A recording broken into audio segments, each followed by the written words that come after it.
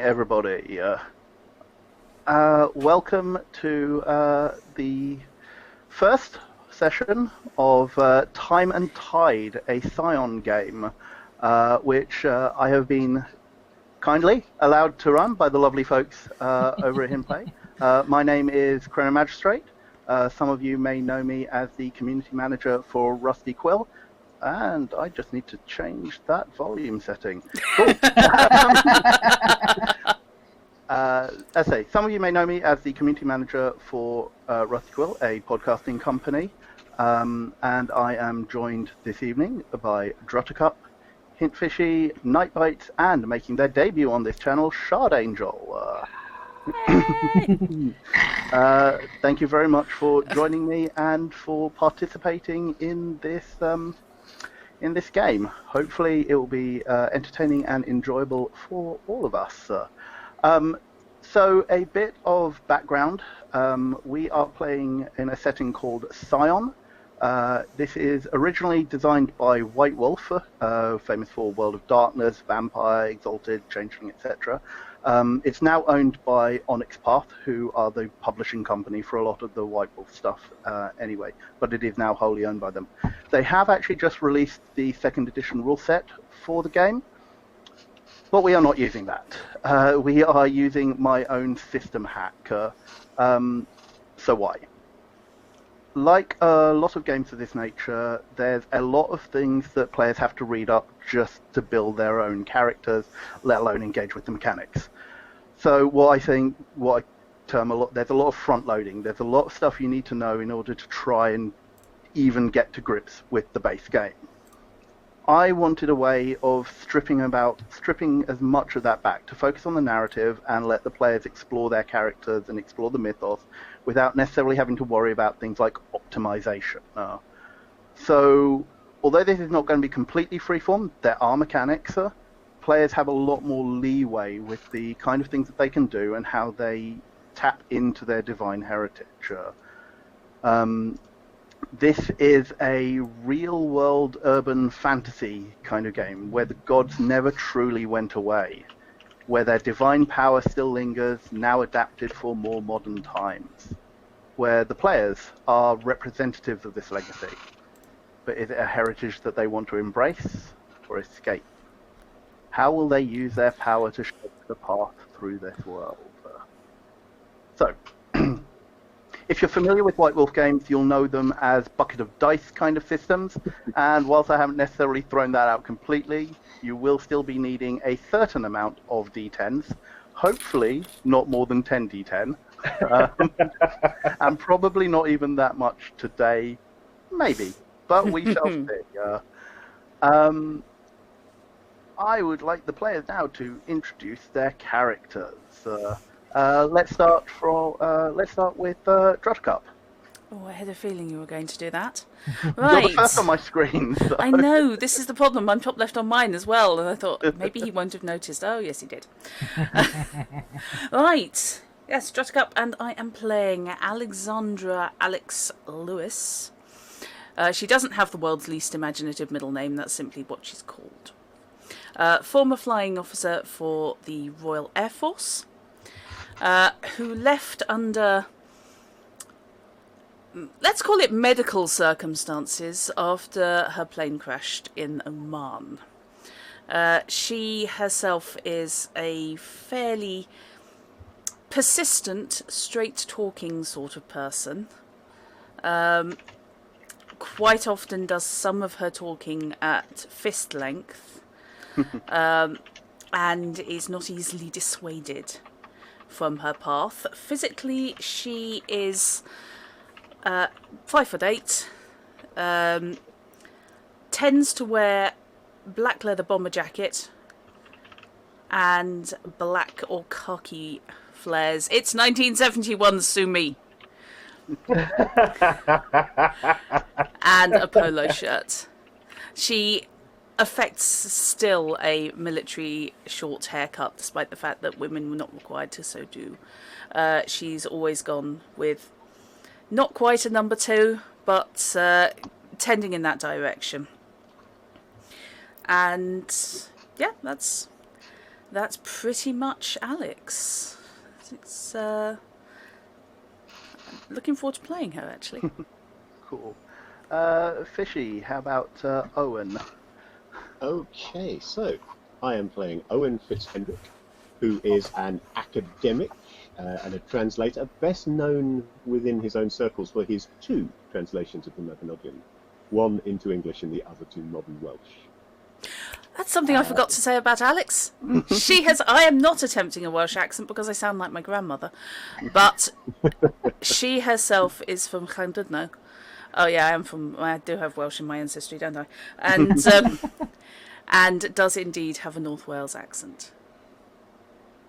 Sorry, Fish. Ironically, so does Owen, although I probably will not be doing it because I can't. So I probably won't be attempting it, is what I should say. I would have considered Llandudno myself if it wasn't for the fact that I already knew that Alex was coming from there. So he's probably from Carnarvon, which is my other favourite place. He is a touch under 6 feet tall, with dark hair and eyes, which rather belie the fact that he is descended ultimately from a Norse god. Is of medium build and usually seen wearing jeans, t-shirt and a tweed jacket which may or may not have leather patches on the elbows. I'll leave you to decide that. He is an academic, is the 70s. And wearing either walking boots or trainers. He also carries a set of reading glasses, which in fact he does not need, and they are plain lenses. He just uses them to make him look more intelligent. But he's Oh my god! He's I have one a of character them. that does the same thing. Nice. Nightbite, that's Seth. Seth, yeah, so I'm playing Setanta, or Seth for short, Rishtad, who is a Londoner, despite the Gaelic-sounding name. He's of Gaelic parentage, but born and raised in London himself. Studied to be a doctor, got bored somewhere down the line and transferred to train in the ambulance service, and has since felt that the calling to move to another career. Is in the process of setting himself up as a private investigator. Stands about 5'9", 5'10" in height. Fair hair, which if you catch it in the right light looks more gingery, if I'm honest. Has a penchant for wearing fishing vests because they have pockets and you can carry many things without being overly encumbered. Again, being the 70s, he of course does wear flares. We're all walking around with sails hanging off the back of our legs. It's going to make running amazing. Yes. I neglected to mention that obviously Owen's jeans will probably be a little excessive on the ankle width. I think I'm getting slightly lucky because I'm reasonably sure mine are going to be more sort of uniform style. So although they're going to be flared, they're not going to be the wrap around your legs as they run. Make tearaway pants. But very much keen on learning new things, keen on things that he hasn't come across before, and maybe slightly prone to the squirrel kind of mentality. Oh dear. Excellent in an investigation game. I love the idea of an ADD god. That appeals to me. And last but not least, Shard, care to introduce Regan? I'm Shard. I'm playing Regan Finley. Nationality, United States, hence no accent needed. It's cheating. Shout. They're about 32 years old. Fairly androgynous. There's no facial hair or anything like that. And they tend to wear business suits. No flares. Maybe slate gray to slate to dark gray in coloring. But a trilby with a feminine style to it versus a masculine style trilby. All the time. And a cane, because why not? Excellent. Yeah, can get behind that. They ended up coming to Britain for legal mediation in a case that interested the BCIS after the fact. And because of Regan's talents at mediation, they decided to take them on. So here I am with you guys. Excellent. And that brings us quite nicely into the reason why you are all together. You believe one of us committed a murder? Not quite. Oh, before we go on, we should probably let the folks know who your divine power comes from. Yes. Logically in the same order. Yeah, Yes. Alex. Alex is a scion on her mother's side of Chinanius, Celtic god of the dead and the underworld, and basically everything. Yeah, Janunius is a weird god. Like he's usually known as like the Horned Man or Herne the Hunted. So he's a god of vitality, of fertility, of liminality. You've got a very abundant power set. He's also known for calling upon the Wild Hunt, and we will see if that becomes relevant at any point during this game. For me, the option. As I understand it, it's more really the life-death cycle. Yeah. Yes. Yeah. Death god, isn't it? Yeah. Yeah. Yes. The Celtics are weird. Yeah, like he's that. not the ruler of Anwin, for example. No, Anun, as I have been told by a Welsh Oh yes, person. Anun. Yes, my Celtic and Gaelic is not exactly very good. So I apologise in advance to any viewers who do happen to know the language for however madly I mangle it. How about Owen?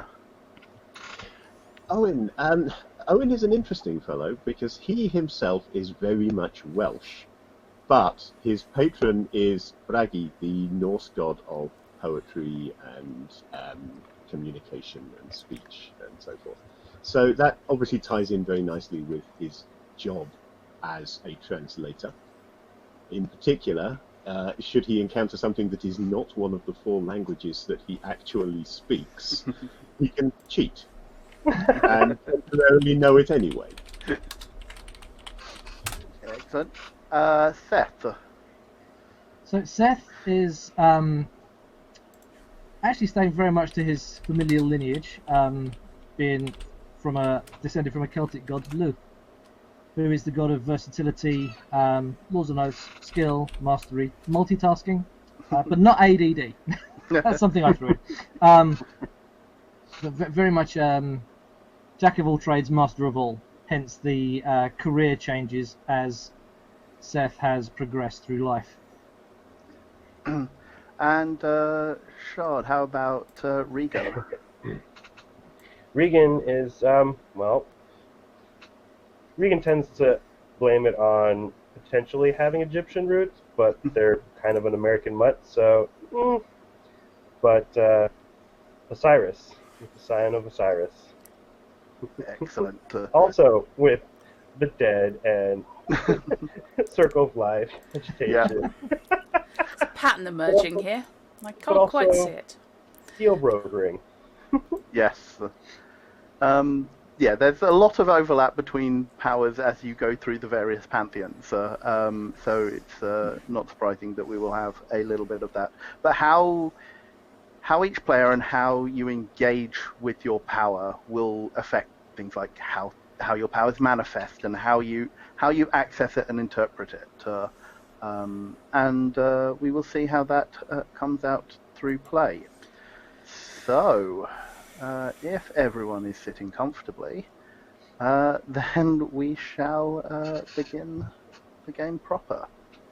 So, the conceit is that all 4 of our players, regardless of their varied backgrounds and how they came to be all in this place together, they are agents of a British, of a UK body called the British Cultural Investigatory Services, the BCIS, who are an organisation designed to look into crimes against culture. Things like artifacts going missing, books needing retrieving, things that have to do with the cultural heritages of the world, basically, and safeguarding them from those who might have designs on them. It's not a particularly large organisation. and it is rather secretive. Most other agencies and such do not know exactly who you are, but they will have heard of you. I will say at this point you do all carry identification, which marks you out as agents of BCIS, and the various other law enforcement organizations do know that you have jurisdiction in certain areas. The BCIS is headquartered under the British Museum, in fact. If anyone has actually has done playtests of this with me before, because I have run this at various cons and such, you will know that the BCIS in later years becomes headquartered under the British Library. And there is a particular anime that I have drawn inspiration from for if anyone wants to check out Read or Die, they will have an idea of the aesthetic that we are going for. One of the few animes I've actually seen. But at this point, I may possibly have tracked it down, and Drat and I watched it in between it being suggested that you were going to run this, and now. Yeah. Excellent. But at this point, 1971, in fact, the British Library doesn't actually exist in any significant form. The bit of background here. The legislation to create the British Library has only just gone through, and whilst there are various plans to create a building to house the various collections that have been amalgamated into the British Library, the actual building for the British Library doesn't actually get completed until 1998 at St Pancras. So until such time, your organisation is headquartered beneath the Grand Reading Room of the British Museum, which is a large domed, ornate Regency-looking room with lots of shelves around the outside, housing the massive collection of the British Museum. Their library collection is, in fact, what forms the bulk of the British Library. They do get a copy of everything that is published in the UK, from books to all the periodicals. But it's a circular layout, desks radiating out from a central lending table that is generally busy at most times that the British Library, the British Museum is open. You, however, access your headquarters via an elevator in the stacks at the in the back of the Grand Reading Room, and so the elevator descends and opens out into a chamber that is twice the size of the room above, laid out in almost exactly the same way. This is the operations center of the BCIS, and tables and desks with various operatives working diligently radiate out or stand in a radial pattern around the room. You all have desks here, and have actually been working together as a team for probably the best part of a year. So you all know each other. You are familiar with with the ways that you work. Okay. Quick query. Yes. Where do we stand on firearms? Because Alex will definitely be a regular at the local range. Standing on firearms is very unsafe.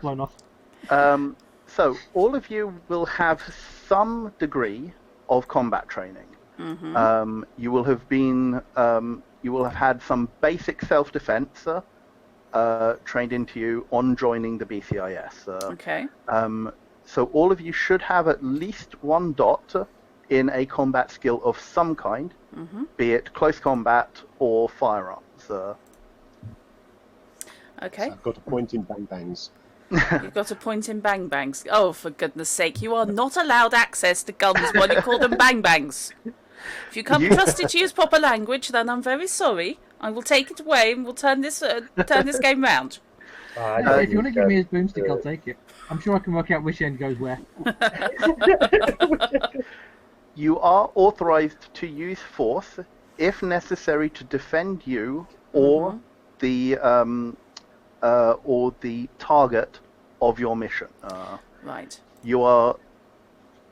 It is frowned upon if you attempt if you were to use it in any other fashion. Remember, this is the UK. Open carry from cops and law enforcement agents isn't a thing. Nope, that's cool. That's fine. If you are even if you are carrying a holstered weapon, visibly, anybody the police are likely to stop you because they will not know who you are prior to you identifying yourself as a law enforcement agent. But even then, it would be preferred if you are not visibly carrying a firearm. That's what the bomber jacket's for, right? Yeah. I'm going to assume that Owen's training is with firearms partly because he had some small familiarity. Growing up in a relatively rural area, he probably did a bit of plinking at small animals as a kid in the way one does in these rural areas. Allegedly. Yeah, indeed. You don't have. It is unlikely that you own one yourself, but you will be able to requisition equipment from the BCIS upon learning about your project or your case.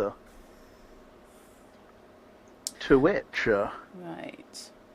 You are just very quickly just want to say there are entire swathes of the Spycraft RPG that, with a little adaptation to storyteller, would fit into this beautifully. It might, there is that actually.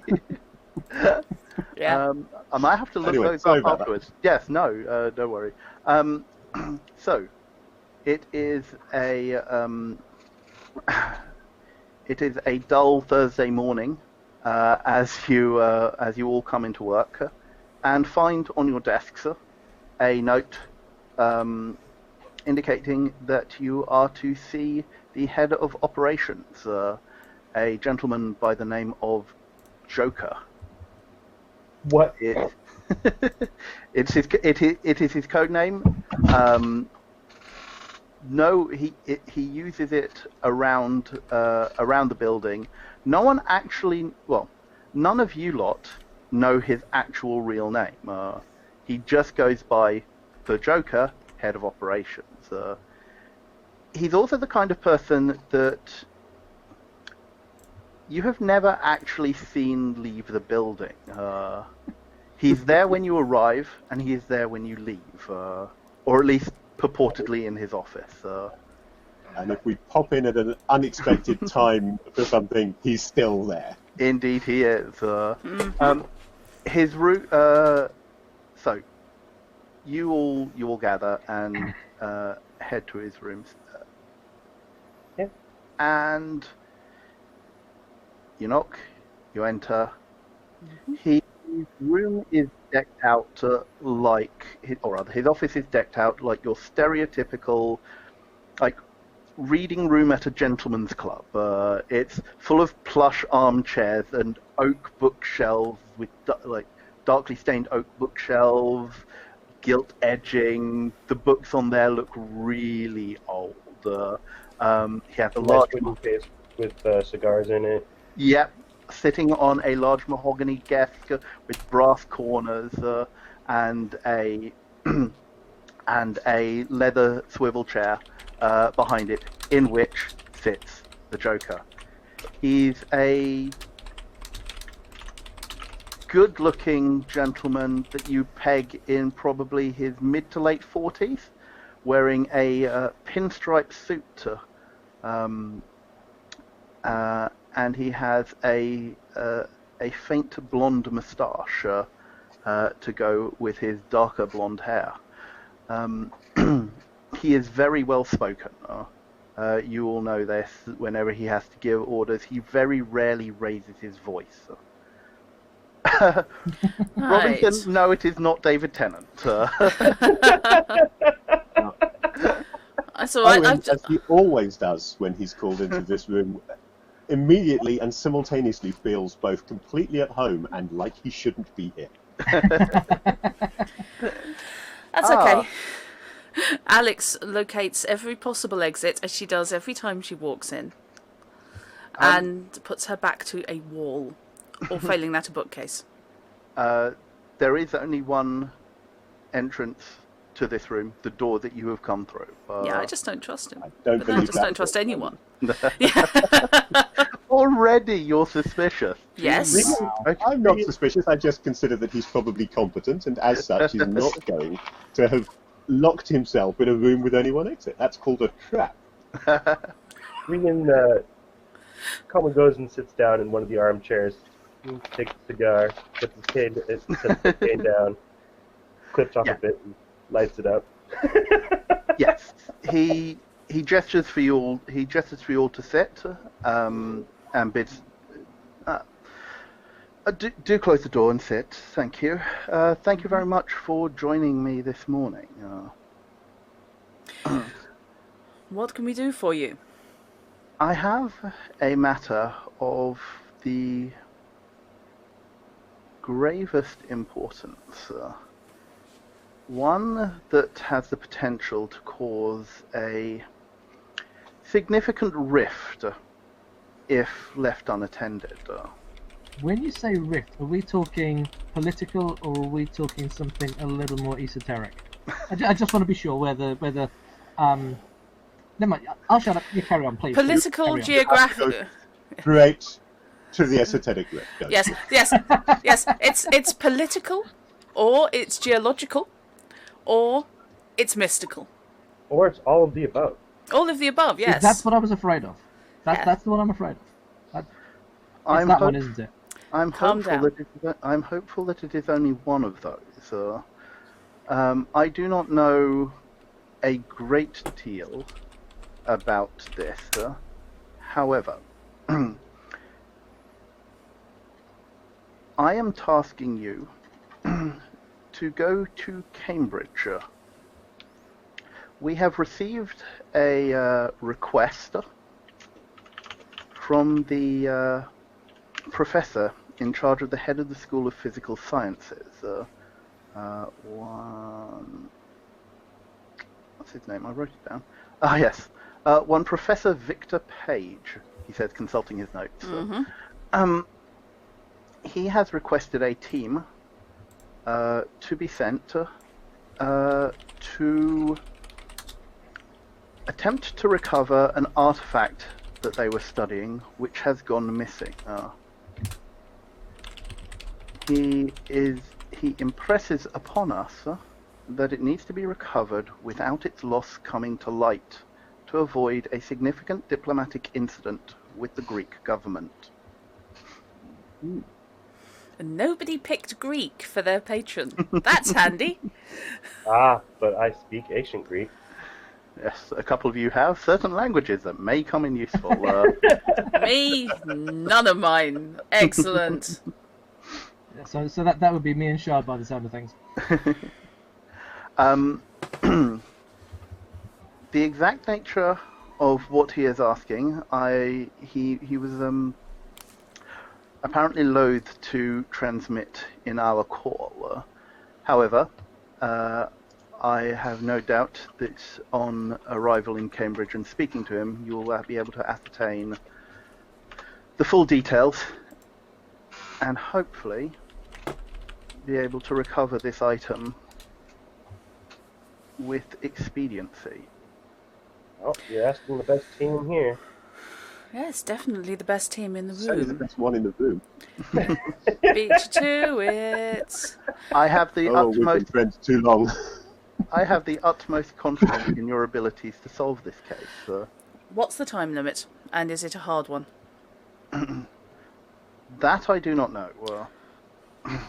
If there's a foreign government involved, there probably is a time limit because we'll have the artifact on loan for a period of time to the institution for them to study for a set period of time, and then I suspect it'll have to go back.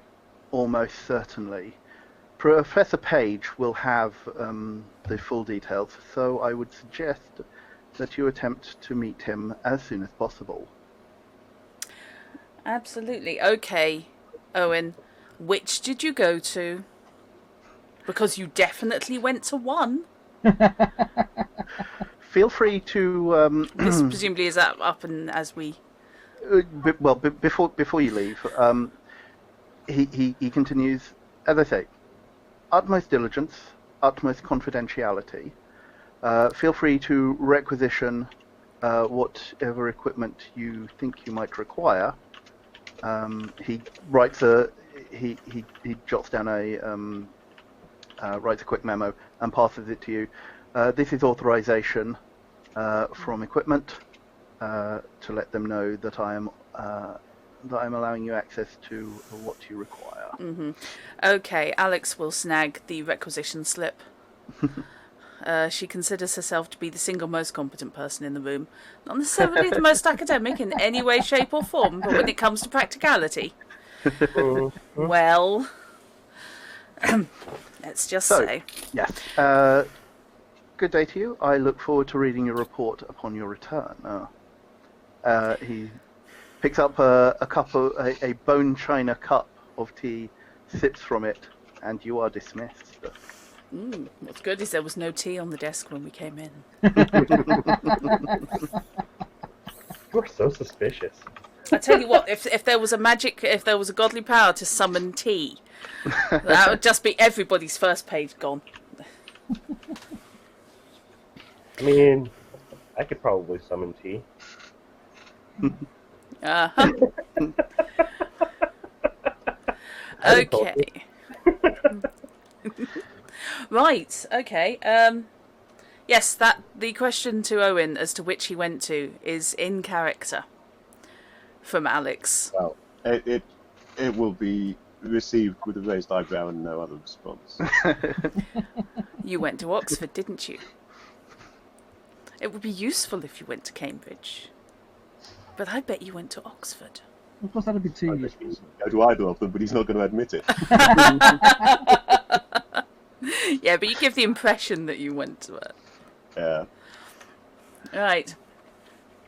I mean, I've been to Cambridge once or twice, but only on business, so... Right. Well, sorry, Shard, remind me, what does Reagan do for rephrase, what did Reagan do for a living before being recruited by a strange, mysterious organisation living beneath the British Museum? Regan was a legal mediator, so very, very comfortable with laws and Okay, no, that's cool. trying to keep things equal between people that have lots of money versus people that don't. Right. Right, also, hang on one sec. They're the person who gets us out of trouble after we all manage to get into it. Apologies for any additional noise. I was trying to run without a fan going, but no, not at the moment. It's too warm for me. I've got I apologise for the fact that the only place my fan can be is right next to my microphone. So I couldn't even hear yours. That's why. That's probably because I can't even feel it. It's a Right. helpful. Okay. So, maps. This not being internet time, we need to know where we're going. Yes. And we also could do with an academic who's who to see what we have on this Professor Page and their field of expertise, which is not my field of expertise. So, And they're most likely contacts. yeah. Yes, given that it is sort of related to my field of expertise, is Professor Page someone I've heard of? Let me grab your character sheet so I can remember what I gave you. When in doubt.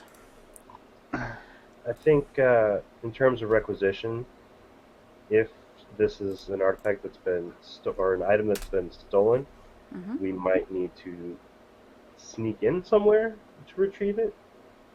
So we might need some gear related to stealth and surveillance. And entry. Yes. B&E kit. Okay, have a think about that. Let me. I will just answer Fitchy's question first. Well, actually, let's go for the first roll of the game. Could you give me a What am I going to ask you for?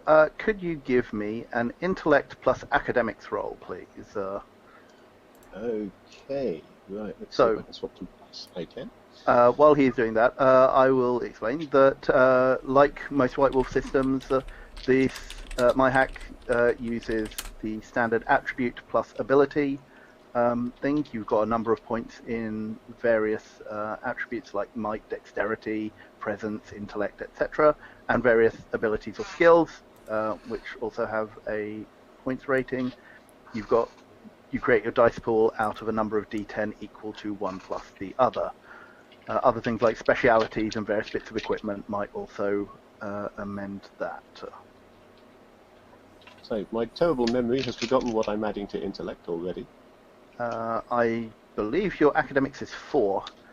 Yeah, there we go. So you should So have a that's dice all pool the of dice in the 8. world. I'll tell you what, I'm going to swap to the double dice, so you won't really be able to see the turn of dice very clearly, but And as we get results here, a 7 or higher is a success. 10s count for 2. And we are looking for the total number of successes. I see at least no 2 there. tens. I've got 2 sevens and a 9, so that's 3 successes, unless anything bad happens on a 1, because I also got... No, we are not using a botch system in this. Excellent. My mechanics do not Excellent. include a botch system. Oh, Fishy, the song of your people. Quite amazed, actually, on 8 dice I only got 1-1. It's not With- like me at all. If with they'd three- been a botched system, there would have been a lot more of them. With 3 successes and access to the resources that you have at your disposal, which will probably involve a trip up to the reading room itself, Yeah. you find out that Professor Victor Page is an astrophysicist. He has been in charge of the head of the School of Physical Sciences at Cambridge for about 5 years. And as head of one of the 6 schools of Cambridge, he is a very senior member of the university. Right. So I shall, of course, relay this information to the others. Okay. Cool. So, in terms of equipment you want to requisition, what is it that you would like? How, Yeah. when it comes Yes, to yeah. requisitioning kit, how many raised eyebrows are we likely to get if we start trying to requisition stuff that is technically illegal? When you Like say the aforementioned breaking and entering kit, lockpicks. Like, not illegal, but legal only to certain professions like locksmiths. You are... Diamond cutters on a nice circular arm. We go straight to the illegal stuff. Your age... Requires discretion. There's nothing more discreet than completely obliterating all evidence with semtex. High explosives are not something you are likely to be able to get. That's a relief. A Even break, calls guns, I don't want them anywhere near explosives. certain jobs might have required it. They will look very askance at you and probably have to double check with Joker, which case the answer is likely to be no. Because unless you can justify it, a case like this probably doesn't require explosives. But who am I to say? You're the players. We it's shall the see. probably. It's the probably I love. I'm after more to, like Drum mentioned, the breaking and entering kit. Also cameras, preferably Polaroid, please. Surveillance. I was Precisely. thinking I'm backdating my knowledge to the 70s here. I'm thinking in terms of rifle mic and tape setup. For surveillance is probably going to be as useful as cameras, but definitely cameras as well. But yeah, nice directional mic for long range bugging Long of range people. surveillance. Given that bugs are about, the size of your fist. Yes. And unless So- you can actually hook them into someone's rotary phone, you're a bit stuffed. Yes, so a breaking and entering kit is feasible. You probably get one. In terms of cameras, yeah, I reckon you can probably get 2 Polaroids Okay. with a reasonable amount of film. Right. Okay. Let's look at that. Obviously, you are cautioned that all of this equipment should be you should endeavour to return this in as good a nick as it was lent out. However, this is often that this is often said with a bit of an eye roll. As long as we can account for where it's gone. Yes. Well, when it comes to secrecy, destroying the evidence is more important than bringing it back. That's not an attitude that is likely to go down well in terms of future promotional prospects. But yeah. Yeah. As they say that, I may well quote Q from one of the many James Bond films that would have already been by this point. Don't break it, Bond. He says that in every film. So where do we stand on the ability to get hold, in addition to normal Polaroids, of maybe one microcam? One of the little ones that were called to microfilm. You can probably get one of those. Okay. They're unlike those are expensive and precious items. Yeah. Definitely don't let that one get broken. No. In terms of recording equipment, tape decks on straps are fine. You can probably get, let's say you get one shotgun mic Okay. that will plug in and record, and of course a supply of cassettes. What are we talking about? C45s? Yeah, probably. C90 if you, so I'm trying to remember when they came in. Yeah. A dictaphone would be a thing at this point. I can't remember if dictaphones were present in the 70s. I will have to go and I will admit I didn't do quite as much research on the 1970s tech as I quite wanted to for this one. But I can always go between sessions and look things up if necessary.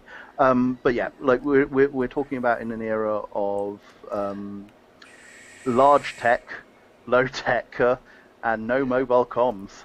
Okay, full-size cassette. Walkie-talkies. Walkie-talkies you can 1950s. Walkies are a thing, certainly. Dictaphones, 1950s. The Dictaphone Company. The microcassette ones. 1969. Yes, using mini cassettes or microcassettes. Yeah, 1969. Cool. So In which case, kind yes. of fairly new, but I reckon we should probably pick up at least one of them. If nothing else, you can turn that on in your pocket, and it's just another bug. Yeah. 2 dictaphones you can get. That's not a problem. Okay.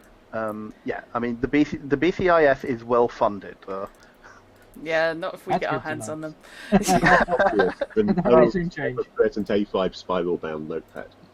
Important question regarding requisitions. Yes. Are we able to come back after, doing certain things and requisition more with this form, or do we have to decide upon all the things that we need now? No, you will. It is expected that agents won't necessarily know everything that they need at the beginning of a job. So your dispensation chit gives you, your requisitions chit gives you dispensation through the course of your case. For requisitions as necessary. Obviously, the more you ask for, the more it's going to look a bit sus. But obviously, And the further afield we have roamed, the longer it's going to take for either us to get back and collect it or it to be delivered to us. There's something else I want to request. 2 cars. 2 cars. Two cars. But if we have one, if we split the party, someone doesn't get a car. Or are we assumed to be using our own? Party with experienced gamers. If you those of you who want to be able to drive, you can probably have your own vehicles. If you need to, you'll be given dispensation to hire cars, and those can be then you can then basically charge back on completion. Right. I can't drive, so Given that I was previously in the ambulance service, I'm assuming I can drive to some degree. Yeah, you don't Logically implies you can drive. Yeah, you don't necessarily need a point in pilot or drive. Okay, fair I enough. remember the thing in order to be able to. That is simply pilot is the one in here. Yeah. That's for all vehicles. Yeah. My pilot actually refers to my plane piloting yes, ability as well. exactly. So there's that.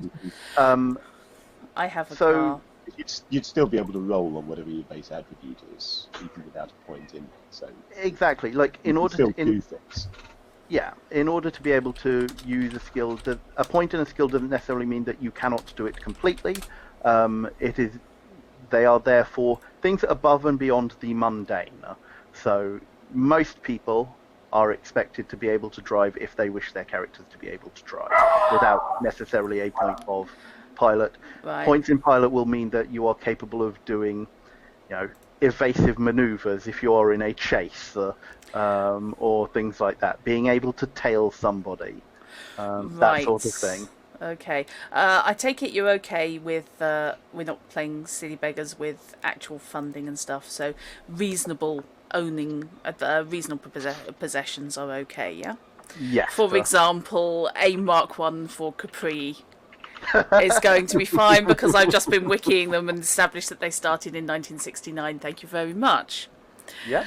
So yes, I have a Ford Capri. Because of course I do. I dress like Bodhi from The Professionals. It's the 70s. Who doesn't drive a Capri? Yes. Well, me, because I don't drive. But Starsky and otherwise, Hutch. Yes, good point. So, as I say, by this point it is Thursday lunchtime. By the time you've completed your requisitions and like any cursory investigations that you want to do, is there anything else that you would like to do prior to leaving headquarters?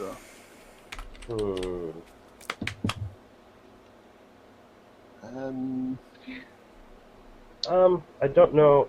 You said that in the library there is collections of various papers and articles alongside books and whatnot, correct? Yes, sir. Everything that gets published. Can I do some research before we leave on what exactly Victor Page has been looking into for the last year in terms of studies? Sure. Give me an intellect plus academics roll, please. What's he been I publishing? was thinking something similar but less specific. Owen is just going to be reading up a bit about astrophysics. Okay. So that's going to Casually. be. It's going to be 6. Yeah. Plus, I have an epic level in intellect. And for those at home, yes, Scion is a system where certain attributes you can have epic levels of that attribute, and that means that for every dot of epic attribute you have, you get 1 automatic success. So you get your roll, and then you add 1. Nobody has more than 1 dot in any attribute at this point. So yes, you'll do your roll your 6 dice, count up your successes, and then add 1 to it. Okay. So I got 3 successes plus the epic. Cool. So 4 successes. Yeah. It doesn't take you too long to find the right bits of the scientific press. He's had a paper in Nature in the last year talking about radiation, like space radiation and particles around the Earth. It seems like cosmic and background radiation is his speciality. He's an astrophysics with an emphasis on the physicist side. Okay. Oh, good. I'm just hoping that my flatmate is not in chat.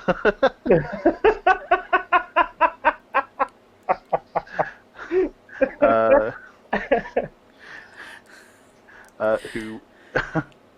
Right, okay, he is. Fine. Apologies, brave Sir Fibblethip, for anything I get wrong here. That's just a nick. brilliant. That's a nick just designed to really wind up text-to-speech bots.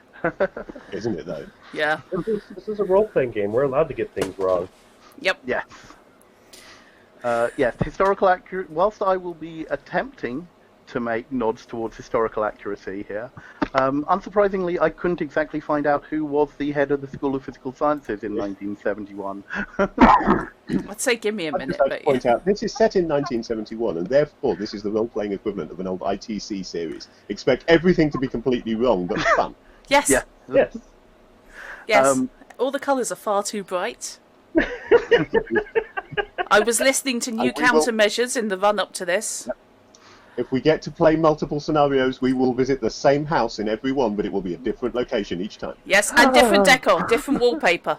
Don't forget the different wallpaper. You've tumbled my nefarious plan. Yes, I watched the Champions, mate. I've seen this. Right. Okay, so yeah.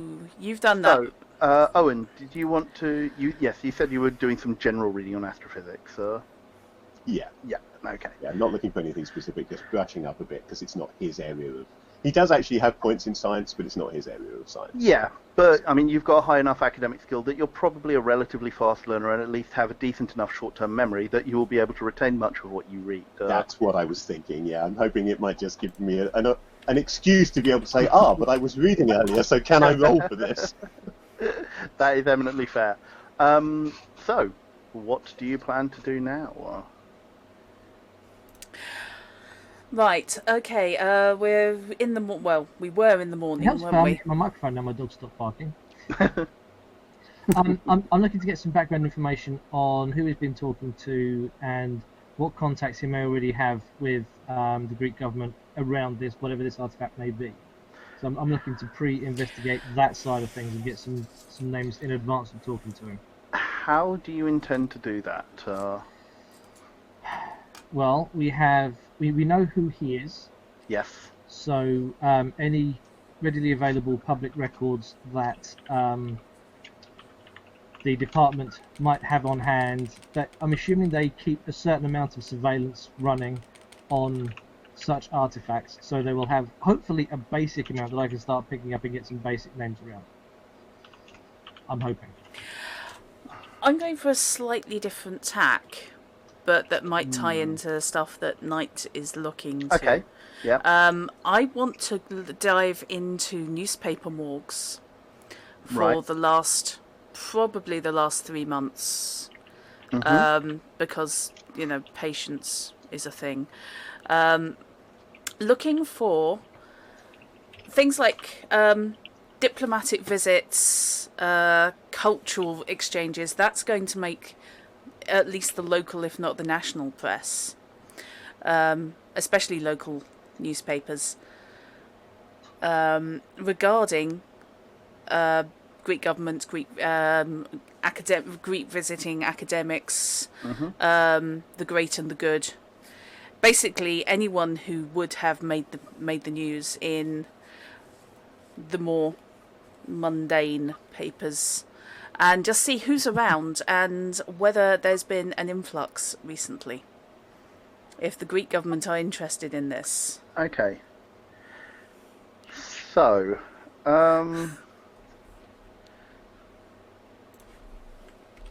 general research. Let me just see what you have got.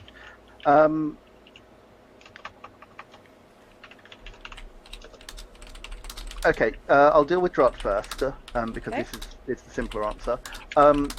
You spend probably a couple of hours looking at going through like the recent archives for the mundane press. There are researchers, of course, to help you. Yeah. To help you do this. It's going to be microfiche, isn't it? I always wanted to have a go on one of those. There are some. There hasn't been wholesale transfer. And in fact, like most stuff on newspaper and such is still, at least the recent stuff, is still kept in paper form, and is actually here. We haven't got to the point where they've transferred the newspaper archive to Collindale yet. But it's clear that there hasn't exactly been much in the way of like activities involving Greek personalities that has made the mundane press. Okay, fair enough. Knight. Yes. can you give me an intellect plus academics roll, please?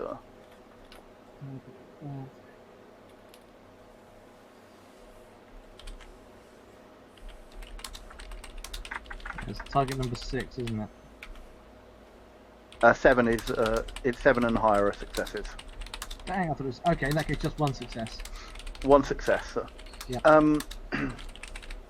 You're not really able to find out anything about Professor Page. Like he is an academic first and foremost. He is not on he is not on the agency watch list, as it were. Folks who tend to be on, like, at least regular surveillance are heads of museums, are the Right. chiefs of galleries, and key politically sensitive folk. So you do find out that there is actually a trace on the Greek embassy. But you are not able to find out anything about links to like anything coming through Cambridge. Okay. From the time that you have available, assuming you're not going to spend like a whole day or so doing this. No, this is very much a cursory. What have we got immediately available? Exactly. Time's So of the essence, so we probably need to get on the road and get there quicker. So yeah. So yeah, you're not able to find anything within the time frame that you have. So by this point, it is probably late Thursday afternoon. How far away is Cambridge? Cambridge is 90-something miles by car.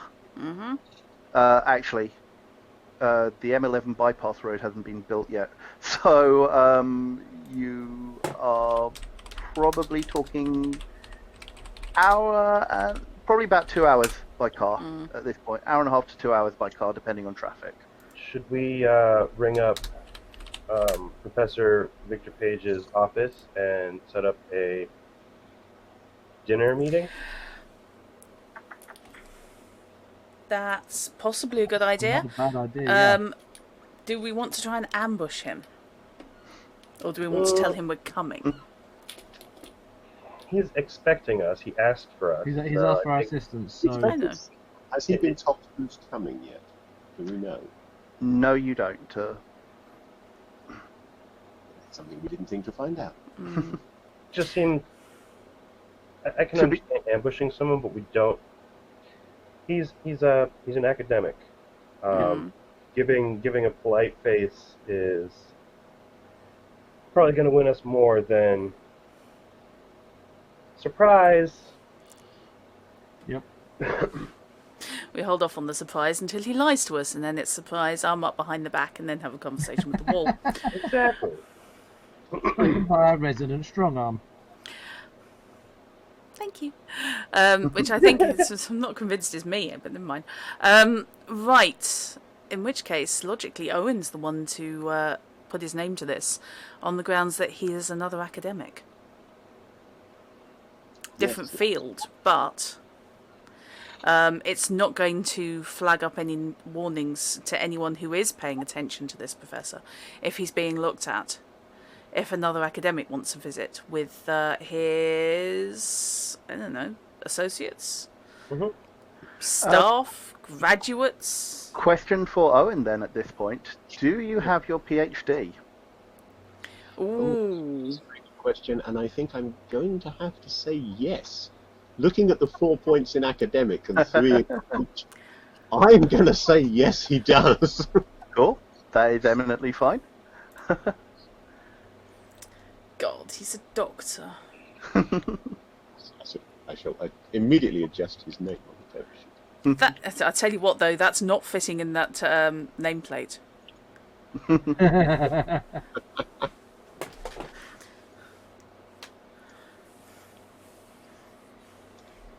So, yes, he is now Dr. Fitzhendrick, which means that, yes. Next question, I'm wondering to myself, Does he have an office somewhere, or does he now only work for the BCIS? It just comes down to whether he has a secretary he can get to call Page's secretary and work it all out for him. While, I think while it's better you're, that you do have a secretary. I like that idea a lot. Yeah, that seems quite. you need a fitting. secretary, Fish. He's probably got a cover, hasn't he? Yeah, working- like you're a hyper. The BCIS would probably encourage you to keep a cover, given the nature of your field. You probably have a cover as a either visiting lecturer or a visiting or a junior professor or something like that at one of the London universities. Makes sense, yeah. You need a minion. You need a minion to endanger. What's the minion's name? Minion needs a name. Okay, so he now has a secretary. We're going to call his secretary. I think we're going to call her Martha. Martha. She put it as a surname, but he has no idea what it is. Fair enough.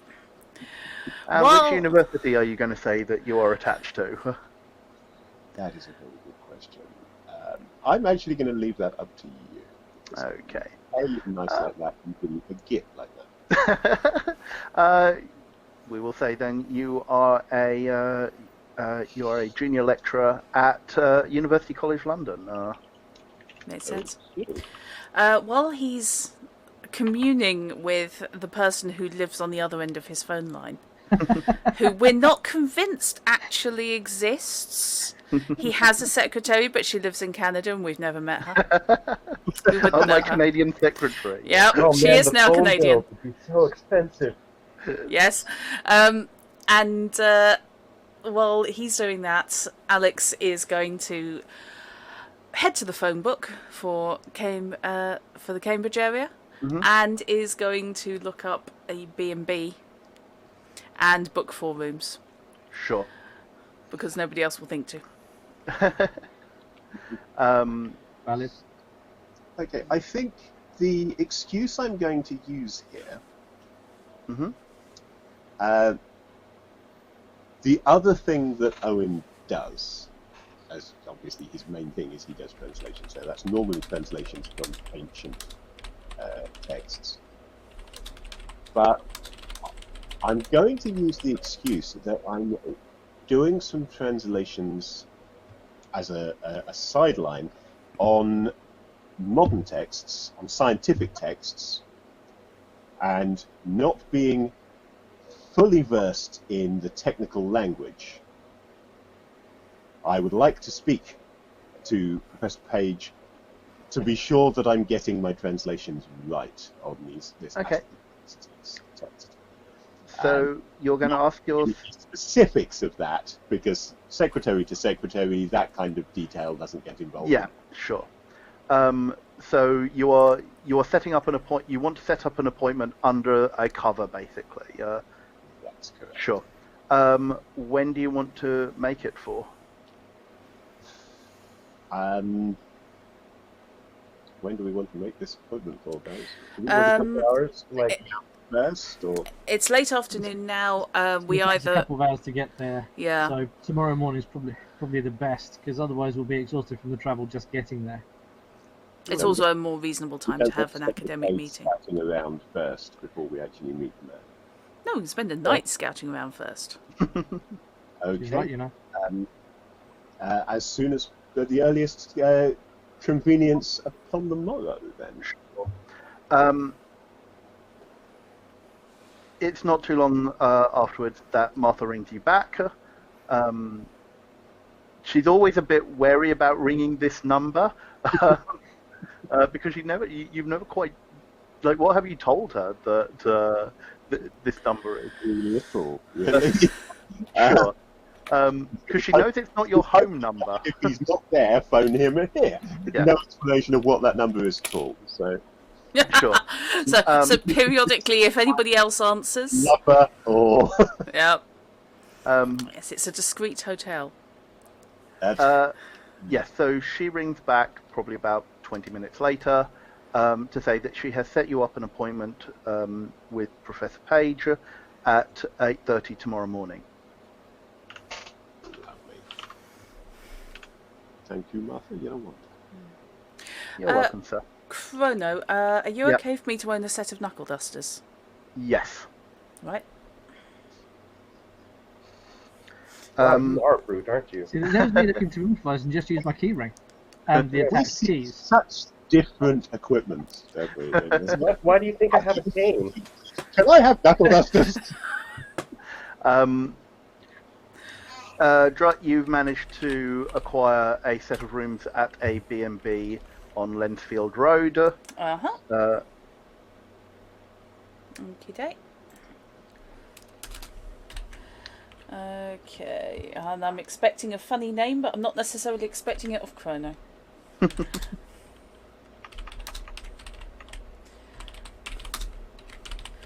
Uh-huh.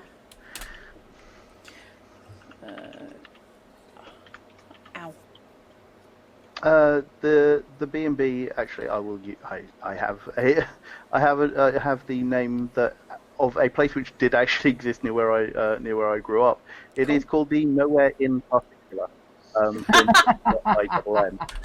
love it. Nice. Let's face it, I'd have stopped there in the phone book anyway and just gone, yes. There we are. Okay. Right.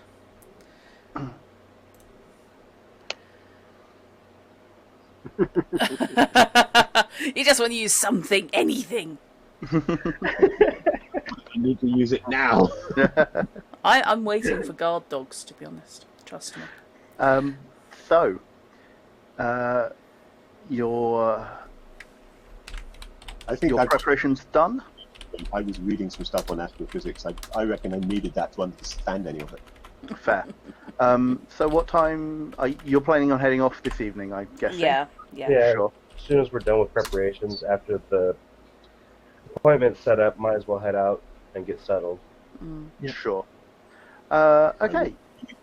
Role of dozing in the back of the car. So presumably you're taking one or two cars, sir?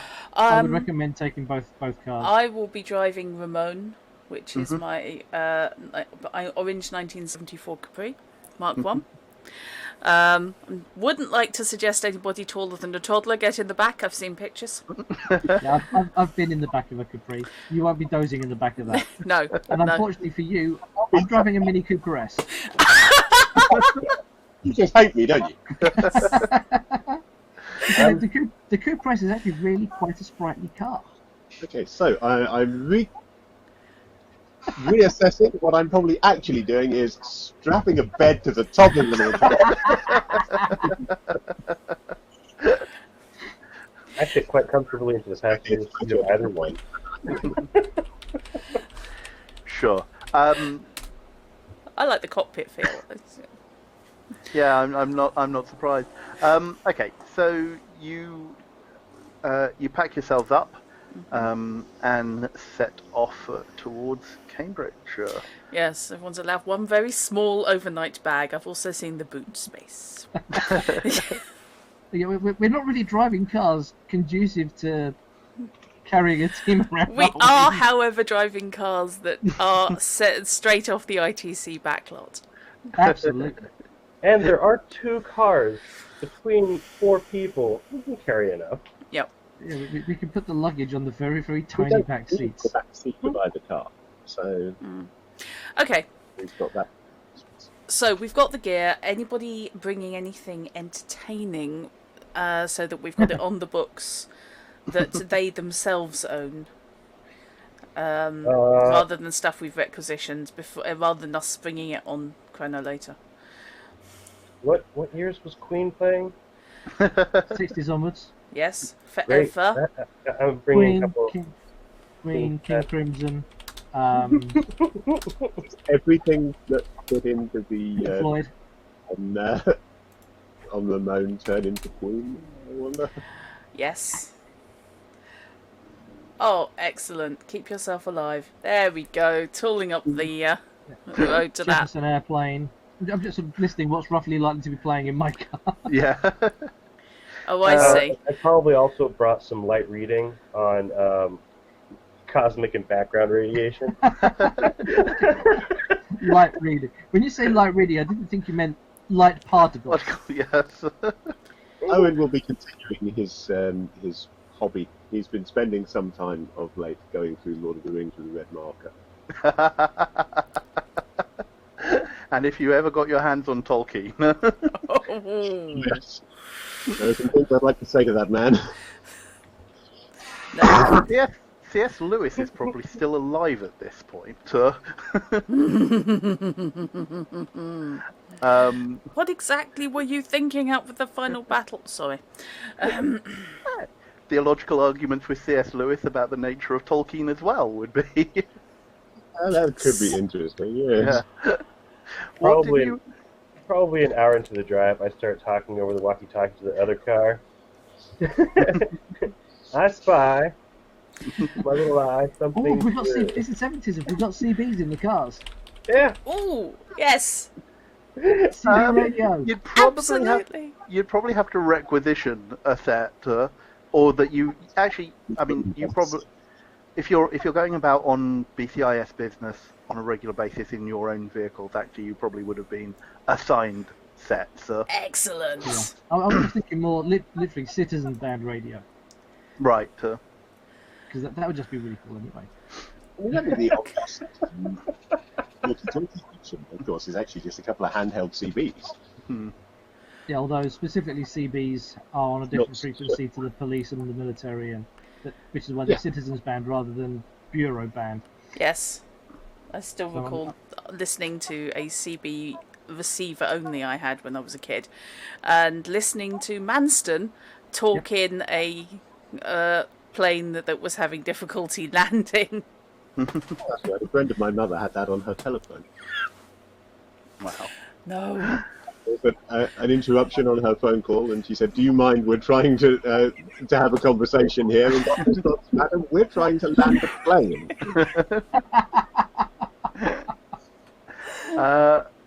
Okay, proceeding on then. So you set off probably late afternoon, I'm guessing. Yeah. And you are heading to Cambridge. You navigate your way Someone's through got the a map. through the outskirts of London and join up with the M11 and head north.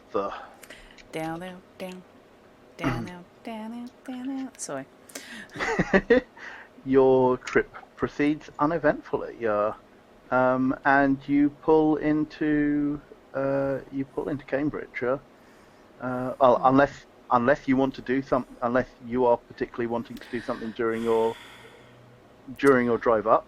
Nothing. Spy. I am not playing I Spy with a former lawyer. I would play I Spy, but I'm driving, so my passenger will have to do that. Yes, that's the point. Who's in which car? I'll be with Knight. Okay, Cool. whoever's not driving is map reading. Now, given a choice, I would say have gone with Knight. Any way Owen can get into that car first, he will.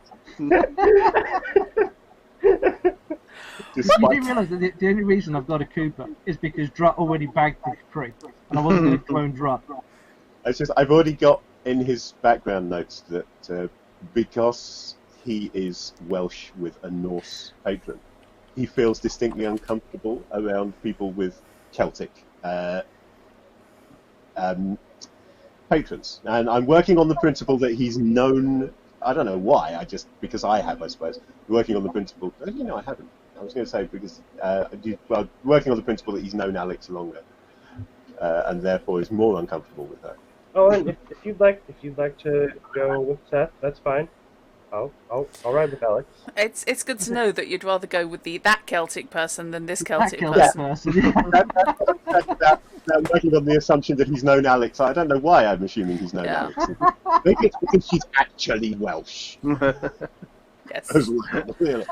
But she just makes him slightly more uncomfortable than Seth does. I really should stop moving my eyebrows because you can see it really clearly and it's really weird. Okay. So, in that case, that's not the same Moggy. No, this is Moonlight. Oh, it's gorgeous. That's the. Moon Knight The appears whole- intent on eating you alive. Oh, Yes. Carnivorous house cat. yes. Oh, well, that's it. Meki's happy. Yeah. uh, so, While we're driving, it's probably a good opportunity for me to go and feed mine before he comes this way, because he's looking like he's going to in a second. sure. And if he comes this way, that's it. Half the equipment goes on the floor. Yes, actually, at this point, while I will take a bio break myself, and Okay. Okay. let's get our hands. Cool.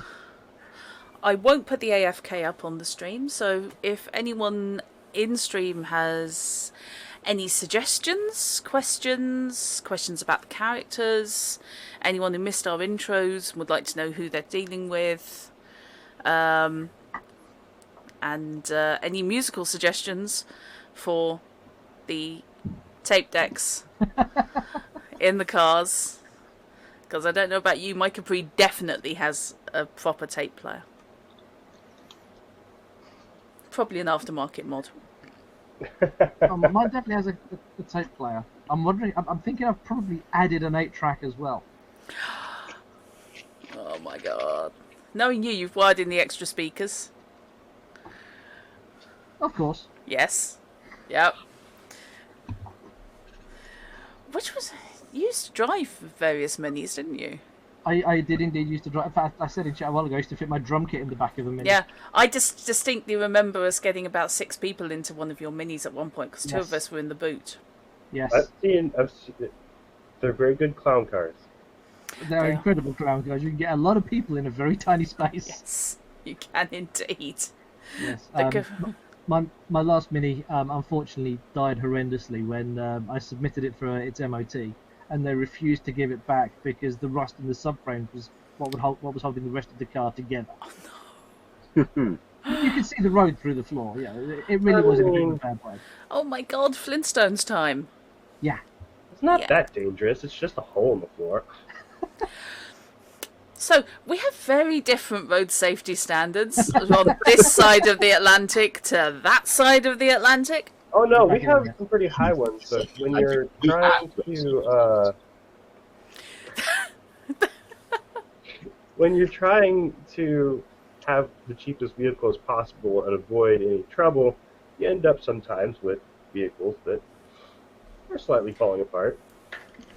I typically like to drive boats, so like Crown Vics and Concords, big cars that good people Lord. assume are cops. Ah, right. Back in Yeah, sec. while we wait for folks to come Sorry. back, if anyone in chat has any questions for me regarding system setting, things that they would like to know, yeah, feel free to ask. And yeah, and then we will get back on the track with this investigation as they arrive in Cambridge. Road Trip Part 2. Well, the road trip isn't exactly the main focus. Says you. Yeah, no, you are the players. I will bow to you wherever you care to take this scenario, he says, jotting down. You're an experienced GM. I'm sure that you know entirely that presented with 3 options, any player character group will take option 4 or maybe Oh yes, 5. yep. It's just having only been with you folks as a player. I'm still getting used to what options 4 and 5 look like. Might be, yes. On the plus side, you didn't make us roll for navigation with the maps, so we're in Cambridge. Yep. That's always good. Again, mundane skills you don't exactly have a problem with. If it was a mystical map, if you were trying to find the ley lines around Cambridge, then it might be. Then you might require a roll. I didn't even think of a mystical map. Dang. Sorry, we The very... world full of divine and arcane magics. Hello. An insight to well, part 1. Okay, I rolled a random encounter on your way to Cambridge. Uh-huh. an owlbear leaps out of the. We very Also- nearly had another cat appearing on stream. Oh, Oh no. one of your neighbours. Yep. Alfie strolled in. That's why I had to suddenly dive off. I saw a flicker out of the corner of my eye and he was about to jump on my bed. Oh. I would like to point out, I really don't own a cat. We can devolve this to a cat stream. know. I'm sure the viewers might actually be more. I think they'd probably appreciate it.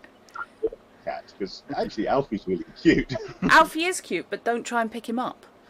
If you pick him up, he bites you. Oh, that's nice. Yes, you can't pet him or pick him up. You just have to kind of admire his cuteness. And try not to tread on him because he habitually sleeps on my doormat. Prior to the cat thing, I like how the assumption is that navigating by map is just a skill that everyone has because the 70s. Whereas in this day and age, it's highly unlikely. Yeah, I remember doing DFE. Yeah. We Yeah, act- like if This map, it didn't tell me to turn. this in this day and age, I would have you roll for what is the symbol. How do you identify a church with a spire? If it's got a square, it's a tower. If it's got a circle, it's a spire. Oh my god. That has actually... Roll to make your sat-nav work. Yes. Becky, surely not. I have full trust in your competence to be able to read a map. Oh, Captain Lockheed, yes. I know the film well. And I can entirely agree that, yes, I don't know what half that setup does. Okay, Right.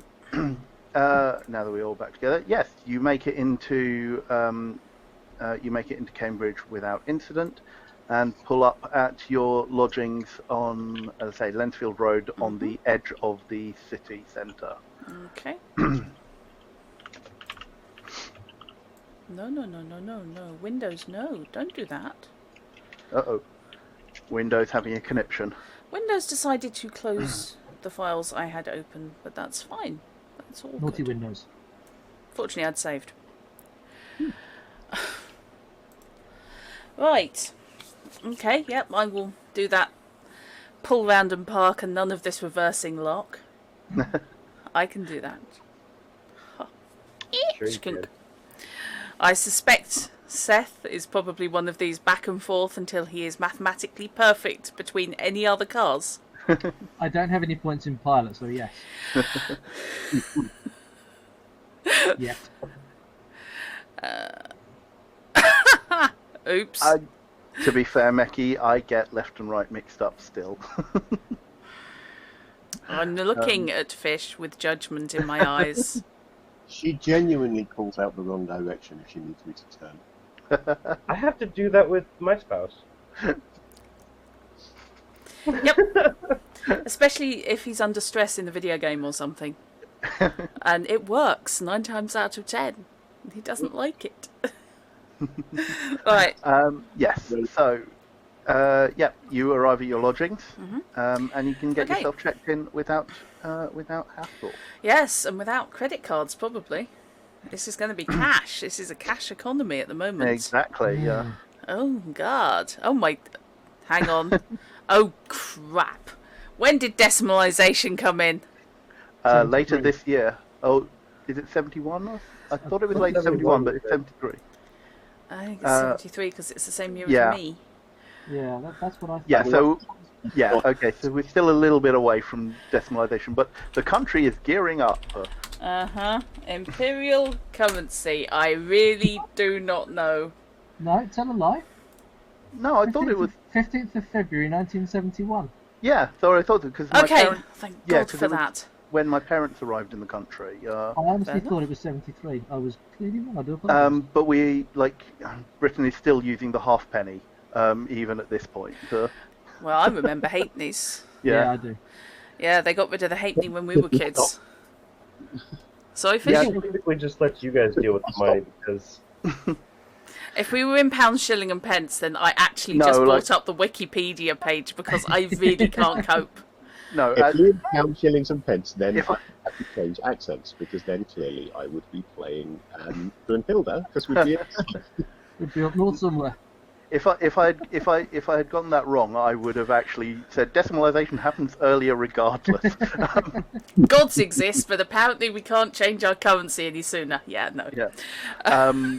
So yeah, like bits. um, I'm hoping is not a euphemism in this context. would I? um, so yes, you can get yourself settled in. You are asked how long you are likely to be staying. Oh, probably no more than a week. But yes, we'll be prepaying for say 3 days and Sure. reassess the situation after that. Yep, the landlady is happy to do that, and you can get a discount if you are staying a week. But otherwise, you can negotiate on a night-by-night basis. Alex They is are keeping not- the receipts. They are not busy at this point. We are Okay. not. We're not talking summer. I mean, it is Cambridge, but we're not talking summer season. Okay. Well, the place is filled with parents picking up and dropping off and stuff. I mean, Cambridge is full of tourists at all points of the year. I'm guessing that's not going to have changed between the late 90s and the early 70s. But of course, the general numbers of folks coming to Cambridge will be less. Yeah. So, Yes, only one of my unis was a problem with that. Canterbury was tourist central. Apparently nobody could find Farnborough. so yes, are you doing anything more this evening? Alex is going to take a late stroll constitutional by way of getting the lie of the land. That's actually a very good idea. I think I shall join you if you have no objection, Alex. Not a problem. Okay. I'm guessing Owen and Regan will stay at the B&B? Indeed. Sure. I will take the fact that he can breathe comfortably for the first time all day. Oh, you just know this place smells of cigarette smoke. Oh, yeah. I mean, like the carpet is yellowing. There are ashtrays in every room. There are no smoking signs. I know this is for all that it only came in relatively recently in the grand scheme of things. It's amazing how quickly you get used to it. Especially when looking at stuff abroad, and it's do you want a smoking or non-smoking room? And it's sorry. So that's an option. Wow. Why is this a choice? Okay, so in the immediate vicinity of your B&B, as I said, you're on the outskirts of the city proper. Although, calling Cambridge a city is stretching stretching things a bit. It's a big accumulation of buildings. Yes. The main building of note immediately by your B&B is the Department of Chemistry. That sits across the road from you. As you are strolling into town, Alex and Seth, is there anything you're looking out for in particular? Not especially, but if we happen to pass any of the sort of known tourist landmarks, if we go near maybe the King's College Chapel or the bridge in Queen's College, I've got one of the requisition cameras with me. I will do the touristish thing and try and get some nice nighttime shots of some of these historical places, so that at least I'm starting to get myself set up to look like a tourist. Sure. If it looks like taking a photo directly of something would look a bit sus, Alex is perfectly willing to do the posing thing so that you can take photos in her general direction but not actually of her, if you see what I mean. That works too. Yeah, we're talking like it's an early autumn evening, as it were. So like by the time you got into Cambridge, the light was getting low anyway. There aren't a lot of people about on the streets apart from students. Actually, hang on. Have I got my time period? No, we'll say it's late spring, actually, Okay. so that students are actually in at uni. So yeah, like your regular student population, you let's see, what route would you have likely taken if you were looking at tourist spots? Yeah, so you're probably walking along like Fitzwilliam Street, and you pass the Fitz Museum on your way in to into the city centre. Yeah, you can head up Trinity Street, and yeah, you pass King's College, the set of streets that lead round to Queen's College, and so yeah, you're heading up. You can do the pose by outside King's College Chapel. Obviously, you can't get that close to it. No. But yeah, like it backs onto the main street. Yeah. There's your usual quaint tourist shops on the other side of the parade, all shut now. Yeah, wandering past Trinity, St John's, up towards Magdalen, the Round Church, your general tourist sites, and of course the big church in the centre at St Mary's. It's really fun having a description from somebody who actually knows the town. Yeah, so I mean, at this point, as I say, this point of the evening, most shops are shutting up or have shut. Yeah, by the time you got in, like all the shops will have shut, barring restaurants at this point. So even a wander through the market square. 1970s, would the burger vans be there? I don't actually know. Let's say they are. Fair enough. Come on, it's your 1970s Cambridge. Go with it. Yeah. Yeah, there are 2 burger vans. They existed. On opposite side of the opposite sides of the square, with students congregating around them for cheap food that probably won't cause food poisoning. Yeah, one of them is the van of life, and one of them is the van of death. Yes. Right, burgers on there, kebabs on that one. Yeah. Work it out from there. Okay, I'm. The other one always lies. I'm not sure. So yeah, like a wander through the city centre. It's a student tourist town in late spring. Okay. We're supposed to be being relatively discreet, so it's not like we're going to start a fight or anything with students. Fun though that may be. You only get narrowly mown down by cyclists like once or twice. I am restraining myself. Alex is trying very, very hard not to simply put one boot. She does habitually, by the way, wear military boots. Always. Got used to them and has never really changed them. And shops in army surplus as a result. Is trying very hard not to simply put one boot into the front wheel of the next person to try and mow her down and see how they cope with that. Sure. So, anything else that you would like to do or particularly like to see at this point? Getting the general lie of the place. Any vantage points, I think. Any particularly tall buildings in the area. She's going sniper on us. I was thinking audio, but you know, you do you. Without access to any of the Cambridge is flat. Okay. The city itself is all pretty flat. There's very few, apart from the college itself. There are very few buildings that are over like 3 stories tall. Okay. You've got like, without having access, there is nowhere that you would have ready access to that would give you a reasonable vantage point without you either getting into one of the colleges or, say, getting into the church. Right. Which does have the advantage that if we can't casually, nobody else can. It's also it's also Cambridge is quite twisty in that there are lots of like little back streets, particularly around the market square.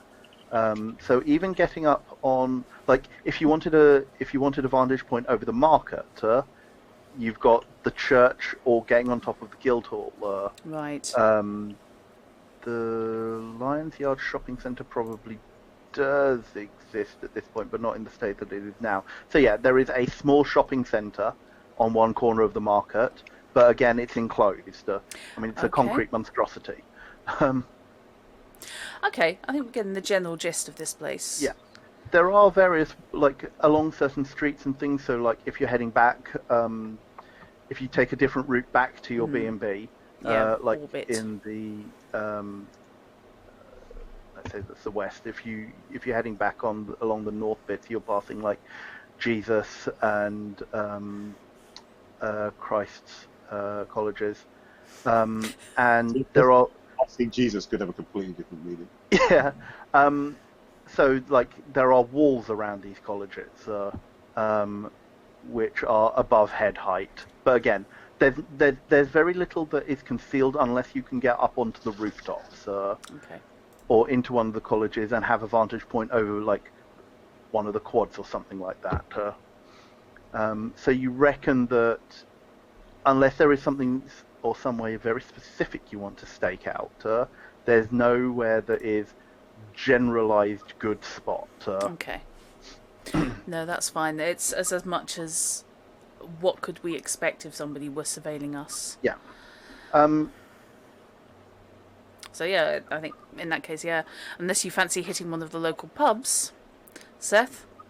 I'm always down to sample the local nightlife. Let's go have a look.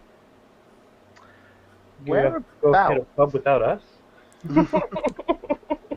Well, you know, you're academic types and you want to be tucked up in bed early. You know, with good books or something. The B&B does have a bar itself, nice. of a small one, but it does have, if you wish to partake while you are there. Much more suitable for academic types, apparently. Okay. Somebody can sit back with a pipe and a brandy. Sure. Yeah. Okay.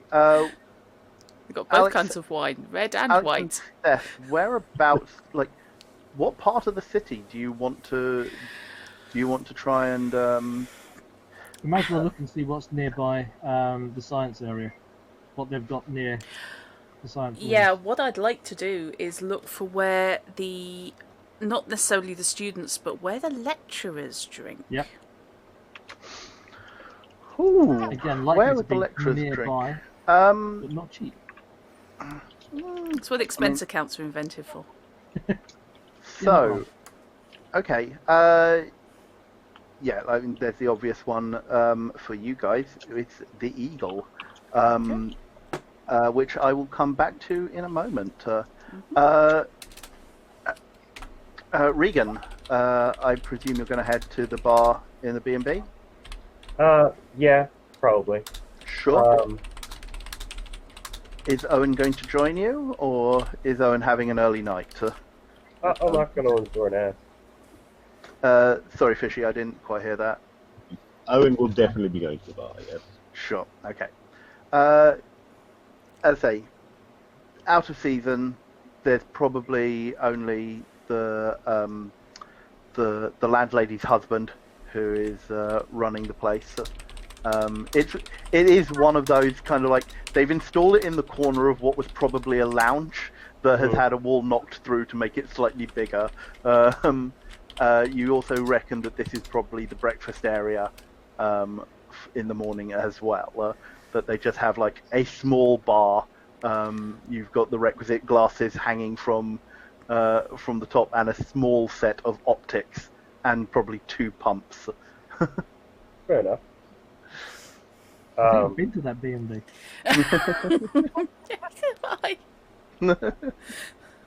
I'm actually going to have a map spread out on the table while having a drink, to mark out all of the graveyards and churches in town in relation to the university itself, Okay. so I can keep track of and know where those are. Sure. Uh, in terms of in terms of graveyards, there aren't any in the city centre proper. They are on the outskirts of the city. There are a couple of churches, but there are no marked graveyards for them. Okay. You also will know that like almost all of the colleges will have their own chapel. Mm-hmm. As for graves, you probably suspect the bigger colleges might have like previous masters interred on premises, but it's not something that would be marked on a map. Right. And any morgues would probably be in either the hospital or in the science buildings, the Yeah, so medical science buildings. yeah, you without knowing the university itself, you would suspect that maybe the Department of Medicine might have a cold storage facility, but otherwise the local hospital is Addenbrooke's, which is relatively centrally located. Okay. It's actually not actually. Yeah, Addenbrooke's isn't actually too far from your B&B. So, Owen, how long do you think it's going to take them to try and overthink the situation before we actually know what we're looking for? I think they've already started. What? They've definitely already started. Yeah. They're out there somewhere causing trouble. As if.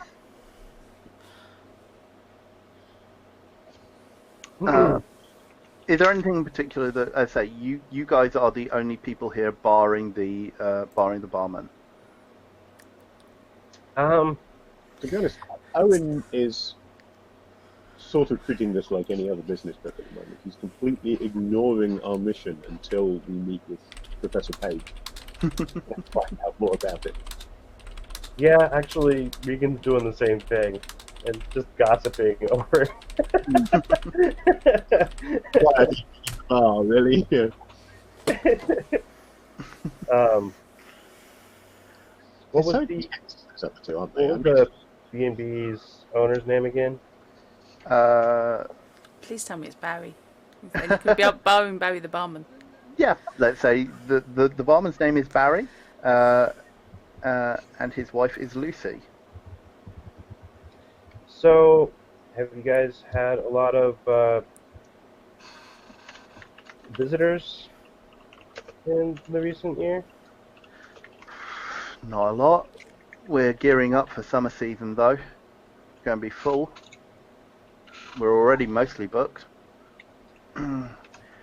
So many tourists. You sound so excited for that. It's business.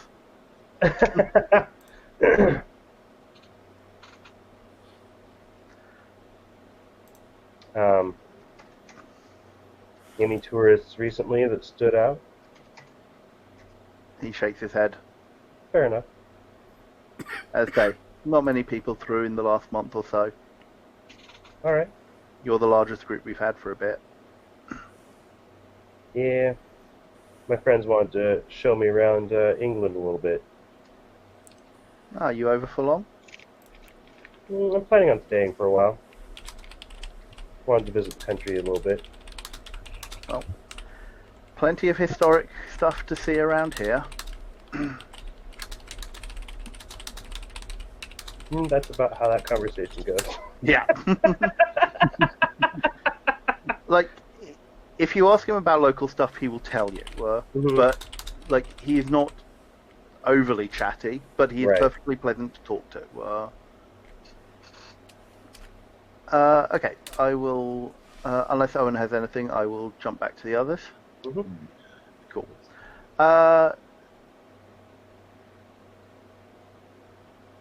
So, Alex and Seth, you find yourself in the Eagle, a decent enough pub, it looks like. Not too far away from where most of the science departments are. just on the other side of the market. There is a plaque outside that says that denotes this as this is where Watson and Crick came into to announce that they had discovered the structure of DNA, of the DNA double helix. Obviously, erasing the work of their assistant, poor lady. But yes, they came in and. I mean, really, who is Rosalind Franklin anyway? Exactly. I mean, why would you pay attention to the expert in crystallography? Oh wait, hang on. Yeah. Sorry. So yeah, as I say, this pub has a claim to fame. Yeah. But you get the sense that this is where a lot of the academics hang out. Okay. Right. Last question. When we were given the brief around Professor Page, were we shown a picture of what he looked like? No. Fuck. Okay. Bum, I think covers that. Yes. Okay. I'll knock that under things to remember when we get back. Yeah. Okay. Alex will head up to the bar and order a couple of pints of bitter. Sure. There is a local bitter on tap that you get served. Yep, we have the non-academics looking for the academic pub, and the academics sat in the crappy little B&B bar, wondering how much trouble we're going to cause. There's no way this is going to go wrong at all. It's fine. We've worked together many times in the past. It'll be fine. Yeah, I'm still looking for something to use my powers on for the day. Yeah, it's all good. So yeah, I mean, guessing you ensconce yourself. Yeah, I think we'll find ourselves a booth. Yeah. Where at least Alex has got the view of the door. Mm-hmm. But ideally as much of the bar as possible. We're not doing the drinking to get drunk, although I would like to point out I have epic stamina. Yeah. Wow. Should anybody try it? Sure. And yeah, basically we're going to watch the place, watch the sort of clientele. Yeah. And unfortunately we're going to be earwigging to try and identify our professor if he does go drinking. Sure. Can the two of you then give me... can you give me presence plus culture? Ooh. Ooh, a roll. Hang on a minute. Yes. Neither of them can have too much culture. So the outer one of that die. Oh, hello. And both of those. Now, I have an epic in Do 10s explode? presence, so that gives me one success automatically. And Yep. I have 1, 2, 3 successes on the dice, so 4 in total. 4 successes for you and for Alex. As I said, do 10s do anything entertaining? 10s count double. 10s out double. Excellent Yes. stuff. So that's 2, 3, 4, 5 successes. Sure. I don't need to be here. There is Competition between the two of you. To be There is fair, a I was general- rolling 5. there's the general ebb and So flow was I. of conversation. You pick up snippets of various topics that are mostly scientific. You might catch bits and pieces that you recognise. As I said, looking around, you're more or less certain at this point, though, that this is where at least postgrads and like teaching staff come in. There are very few. Actually, I say teaching staff come into. There are very few people who actively look like students, although there are probably a few that you would peg as postgrads and such. Right. Okay. Probably Of the postgrads that we've flagged, Yeah. do any of them sound like they might be astrophysicists? And thus in the same sphere as our professor? difficult to tell. You can probably pick up some scientific conversation from a small group that sounds physistic. Physistic? Wow. Physistic? Wow. Physical, yeah. Awful How- relating how- to physics. Huh. But yes. Not physical. But yeah. Sounds like physics talk. Okay. You also, after you've been there for about maybe an hour or so, you kind of twig this youngish man, maybe about probably somewhere around early to mid 20s, and he's just been sitting in in a corner booth, reading a book, and I say he was there when you entered,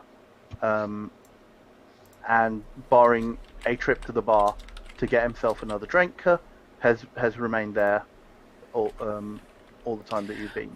Right. After about an hour, a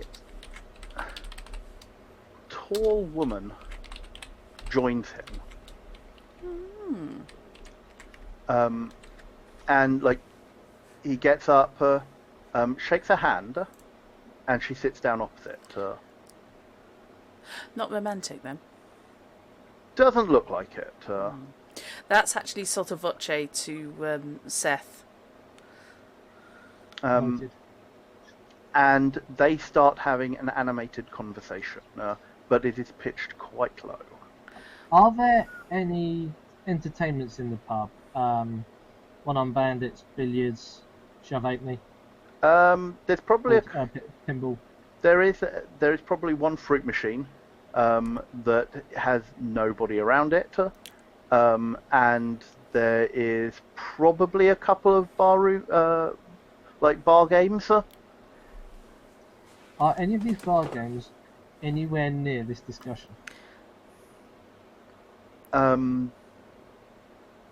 Yes, let's say that there is. There is probably a bar billiards table set up not too far away from them. Excellent. Alex, let's play. You've got one of the Okay. phones, right? Just hit a Yeah. recording and see what we can pick up while we play. Okay, I shall click it on and then put it in one of my side pockets. Actually, no. Sod it. Hip pocket of the jeans, of the car keys. I have many. I'm wearing a fishing vest. I have many pockets. Good point. Yes, you could put it in there and then we'd never find it again. Go for it. Oh, you can do it then, yeah. Sure. Cool. Um, Let's go play. right, yeah. So where was the plot going to go today? Apparently it's going to go to the pub and play games. I like the idea that while you guys are picking up a game over there, we're playing chess. Yes! And I'm doing a parlor trick of guessing the age of the drinks by touching it. Well, you sat there with the labels for all of the bottles. Okay. Okay. So while playing, I will be trying to eavesdrop on the conversation as well. Sure. Yes. And as we Ditto. get to the table, let's make it interesting. Let's put a fiver on the table. Oh, clock Mr. Well off there. Yeah. Yes. Mr. Moneybags there. Yep. Like a weak point, is it? Right. Okay. So I reckon that gambling comes under cunning. I reckon playing bar billiards comes under cunning. I reckon it does come under cunning. I reckon I've got cunning at Epic. What are you going to do about it? What about subterfuge? So the question here is I don't have how subterfuge much, at all. like, are you actively playing, or are you trying to put on a front? I'm mostly putting on a front. My focus is on the conversation. Yeah. As far as listening goes, but I'm not once going to look at them. Sure. No. What I'm going to do is I'm going to more than keep up my half of the game to conceal the fact that clearly, to me, Seth is concentrating elsewhere. Sure. So I'm going to make my side look particularly convincing. To extend the match, I will make mistakes. I will, deliberately misturn, that sort of thing. Sure. Okay, Drut, can you give me then a cunning plus persuasion or perform? A cunning plus things I don't have. Excellent. Fortunately, I have a guaranteed success because I have cunning with it. Actually, you could probably give me subterfuge as well if you have that. Well done. You've just named 3 skills I literally have Sure. nothing in. You could have at least one Everything. success 'cause of You your effort. couldn't have picked anything better. It's great. Yeah. Okay, so And Knight, can Seth give me a manipulation plus subterfuge or persuasion? so that Excellent. I have an epic in manipulation. I just got 2 successes, including the freebie. So I have a freebie plus. You said 10s count double? Yes, Okay. they do. Yeah. Okay, if I've got the epic plus 5 successes, totaling 6. 6. Jeez. Wow. Right.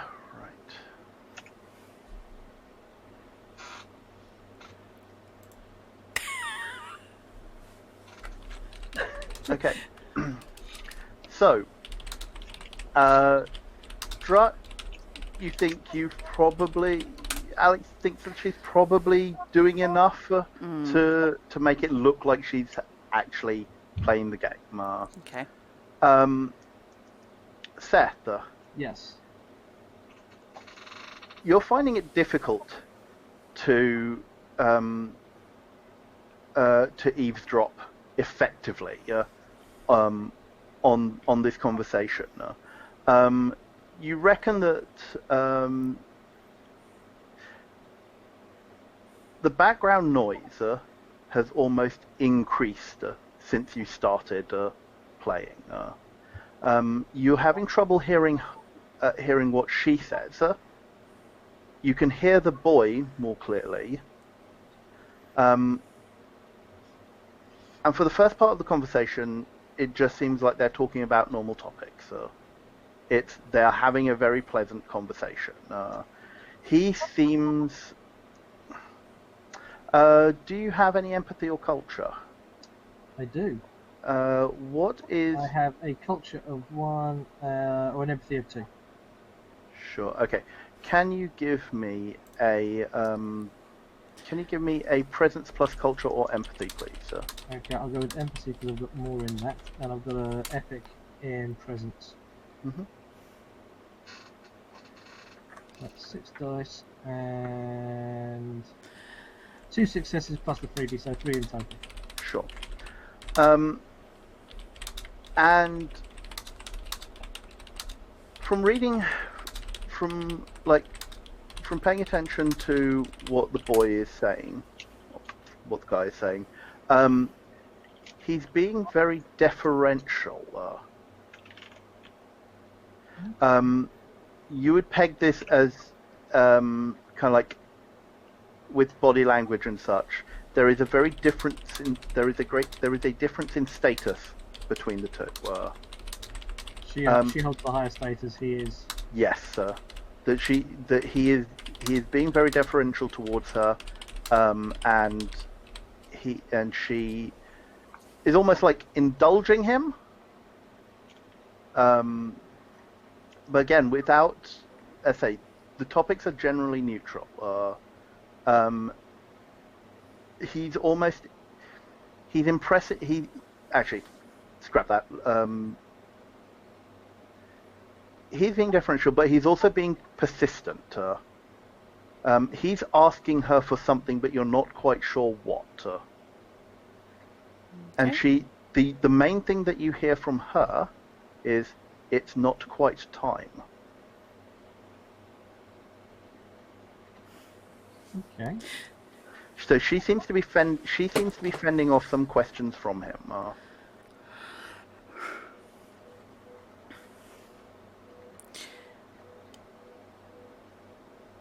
Okay. When I the don't suppose game, either of them happen to drop a name at all, do they? Even if it's just the first name. Not that you can tell. As I say, you're having difficulty hearing them.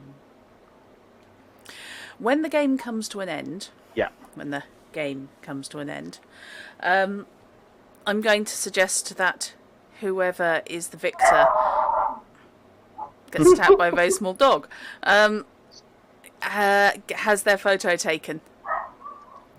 Sounds good. Yeah, so if you could angle yourself so you're adjacent in line of sight to You're that. assuming that you're going to win, obviously. No, I'm assuming you're going to win. Okay.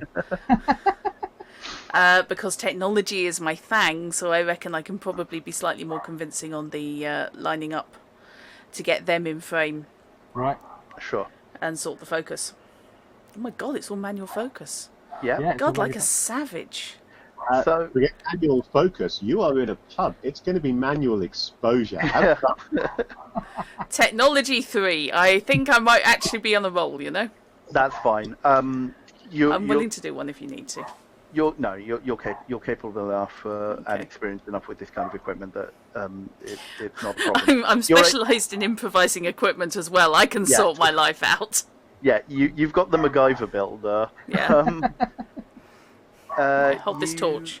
Yes, you're able to frame a photo that gets all three persons with relative clarity. Okay. Cool. Cool. It's probably time we head back and check on the kids. Sure. Absolutely. He's Is there one of anything things that- older than me? You make your way back to the Nowhere in particular again without incident. It's like late evening at this point. Anything you guys want to do before we head to bed and get to the meeting? Should we show pity? Yeah, definitely the show them GM. a picture. Tell them where we were. Yeah. Cool. You apprise each other of your evening's activities. Okay, yep, we can fill in on that. As we're cleaning up like 3 or 4 different board games that we were trying to mix together and change the rules for as an academic study. Sure. Unless anyone has any objection, I'm going to fast forward to the meeting. Go for it. Sounds good to me. That's it. Cool. You show up outside, outside basically a nondescript building on Silver Lane, where you are being told is the School of Physical Sciences has their offices. You knock on the door. It's opened. You're shown in, and a receptionist asks you business. You tell her you've got a meeting with Professor Page, Professor Page. Yes. and you are shown to a small waiting room. There is a bunch of academic journals scattered, like the latest copies of Nature and the Lancet and so forth. Lots of various bits and pieces on Girls, don't draw attention to yourselves. various physical sciences journals. And you're not kept waiting long before a secretary comes in, introduces herself as Professor Page's secretary, and shows you into his office. Excellent. Professor Page is sitting behind his desk, and he gets up as you enter the room. Where is my description of him? I have to wonder at anyone's response to the 4 of us walking into a room because we have 4 distinctly different styles. He does look. He does look surprised as you 4 enter, and like there is a quizzical expression on his face. Good morning, Professor. Dr. Fitzhendrick, he says, looking at That'd be like him. casting his gaze across off thing. Professor Page Him. is this kind of like he's tall, he's balding, He's got this kind of nervous energy about him, and you also like he's in a rather shabby suit for somebody in his position, you reckon. Um, he looks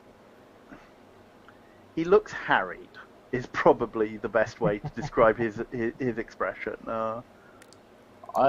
Owen will step forward and effusively greet him and shake his hand, keeping one eye slightly angled behind him because he's waiting to see that hopefully one of these guys will think to shut the door behind him. Yes. Yeah, Alex is not going to leave an open door behind her.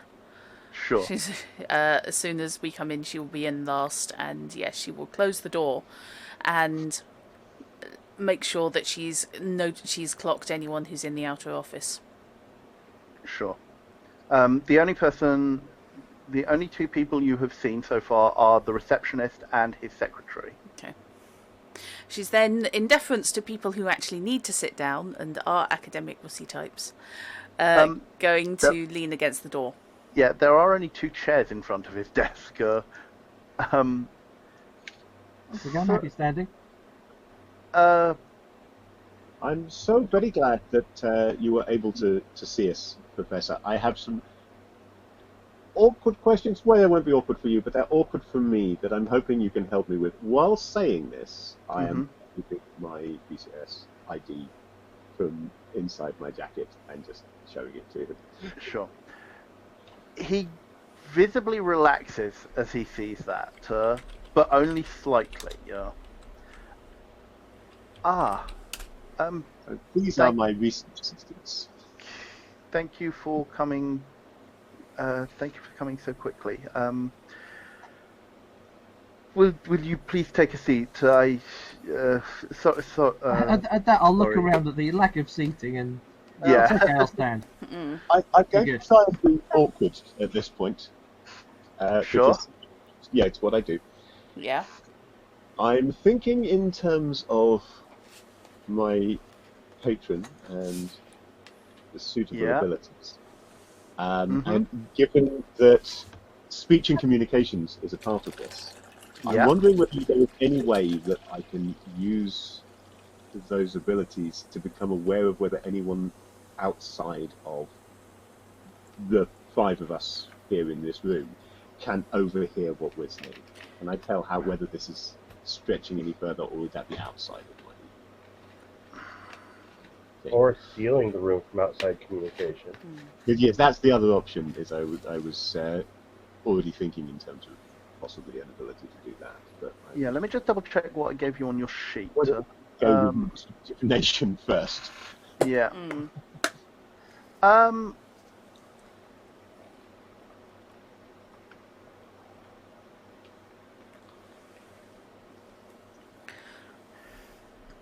So what you can do is, I will say that you can use basically a variation of your clarity minor power, so that anything. This is a small enough room, so for expending one legend point, you can basically make anything that is said in this room at a normal volume is not heard outside of this room. Any speech in this room, provided people aren't shouting. Yeah, I was thinking very much along those lines. I was thinking in terms of everything is perfectly normal here where we are speaking, and then you get like a couple of feet away, and it suddenly becomes just a mumble. Yes. Yeah. I'd like to, before taking a seat, reach out to shake Professor Page's hand. Sure. I'm Regan Finley, one of the associates sent to help you out, and as he takes my hand, he gets to deal more comfortable. I want to use one of my legend points for reception, which is on the character sheet as one of the things that you suggested, to make them more calm. Not for making a deal or proposition, but to calm his emotions and help settle him, make it easier for him to actually give us the information he needs to give us. So reception is reception is supposed to be used for when Oh, you want okay. when you want to make Offers. it when you want to make a deal. Okay. That you're trying to make a bargain or at least persuade somebody to Right. your point of view. In order to just calm him down is not what is Fair not enough. really what you would be looking to do with that here. So I'll take a seat after shaking his hand. Sure.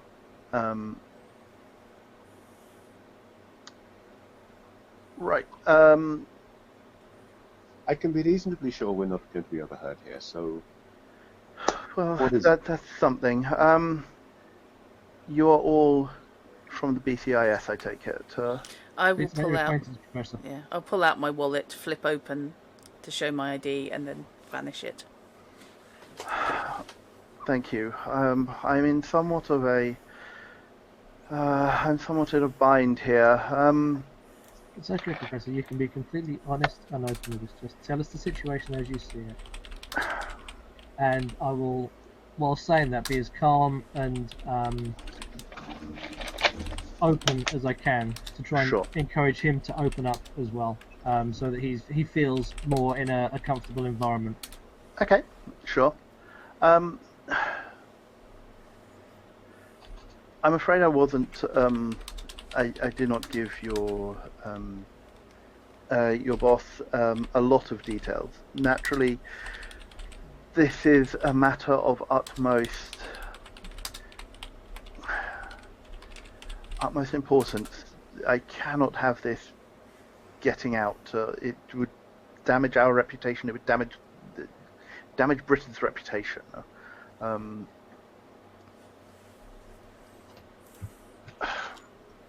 He wanders behind his desk, shuffles some papers, and then looks back up at you.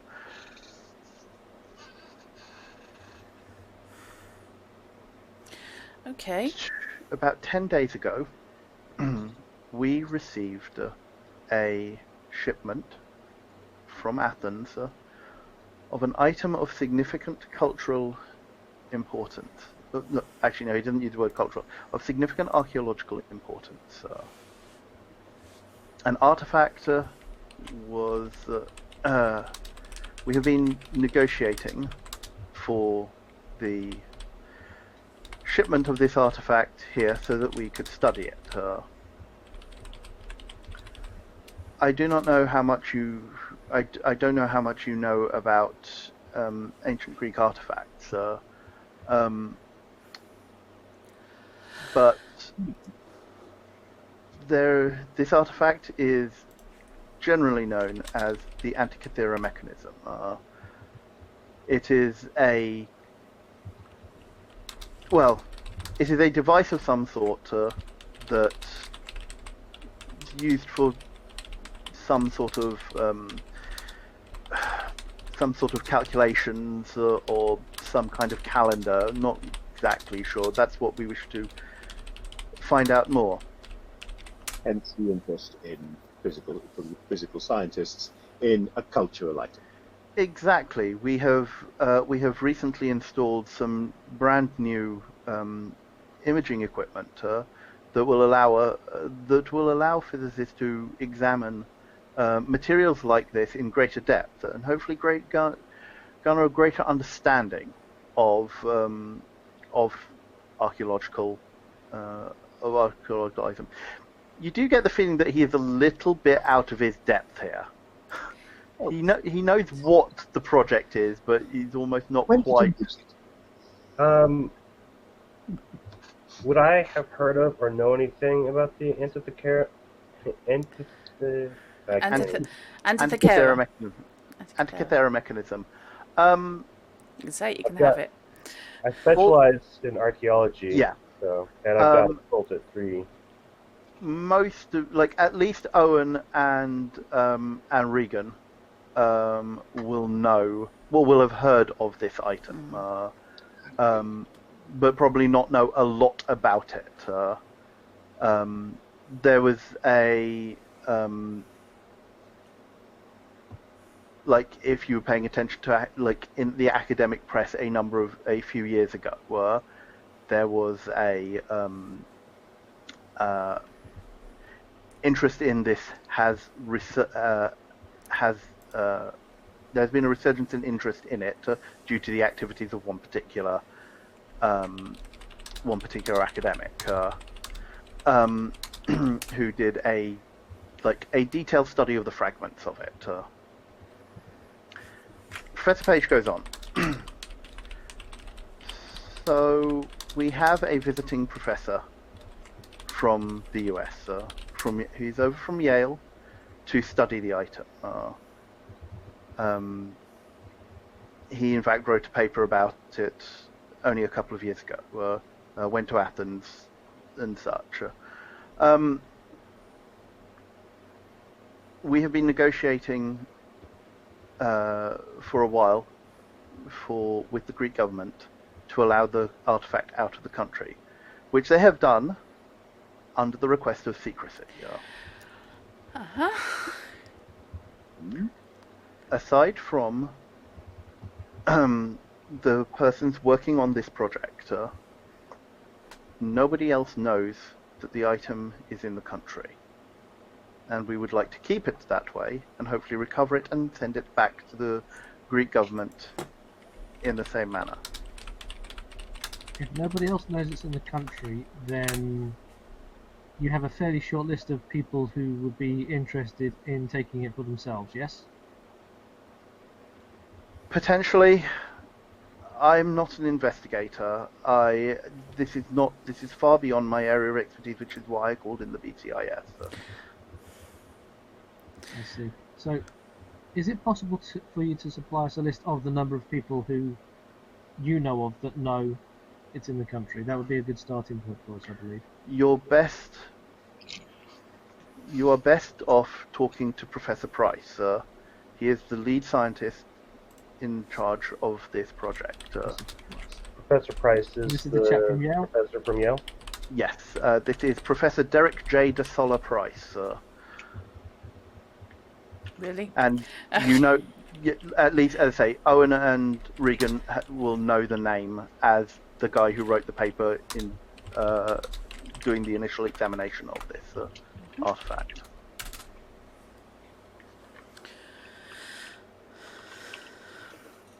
So it's not aliens then? I mean, it could be. Are you saying that? Yes, I am, because that was one of the standard things. Is Yeah. it's like the crystal skulls. It's all aliens. Professor Price, looks at, shoots you a very, bizarre, quizzical look. Aliens? No, almost like he dismisses it, out of hand, Considers teasing him and then realizes he's probably not in the right frame of mind for it. No, it's relatively easy to tell that this is a guy who is under pressure. Yeah. And is probably ill-suited to deal with it. Professor, what's our timeline before knowledge of its current status becomes known? When are they expecting it back? 2 weeks from today.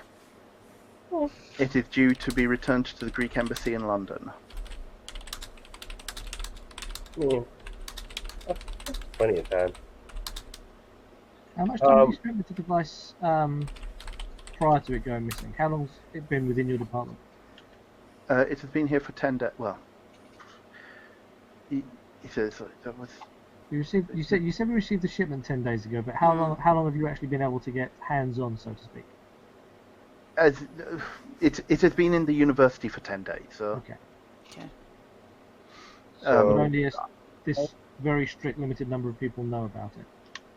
Yes. I think Who with arranged the... should you have records of what's been done with it for the whole? You would have to speak. You would have to speak to Professor Price. Can you arrange an introduction for us, please?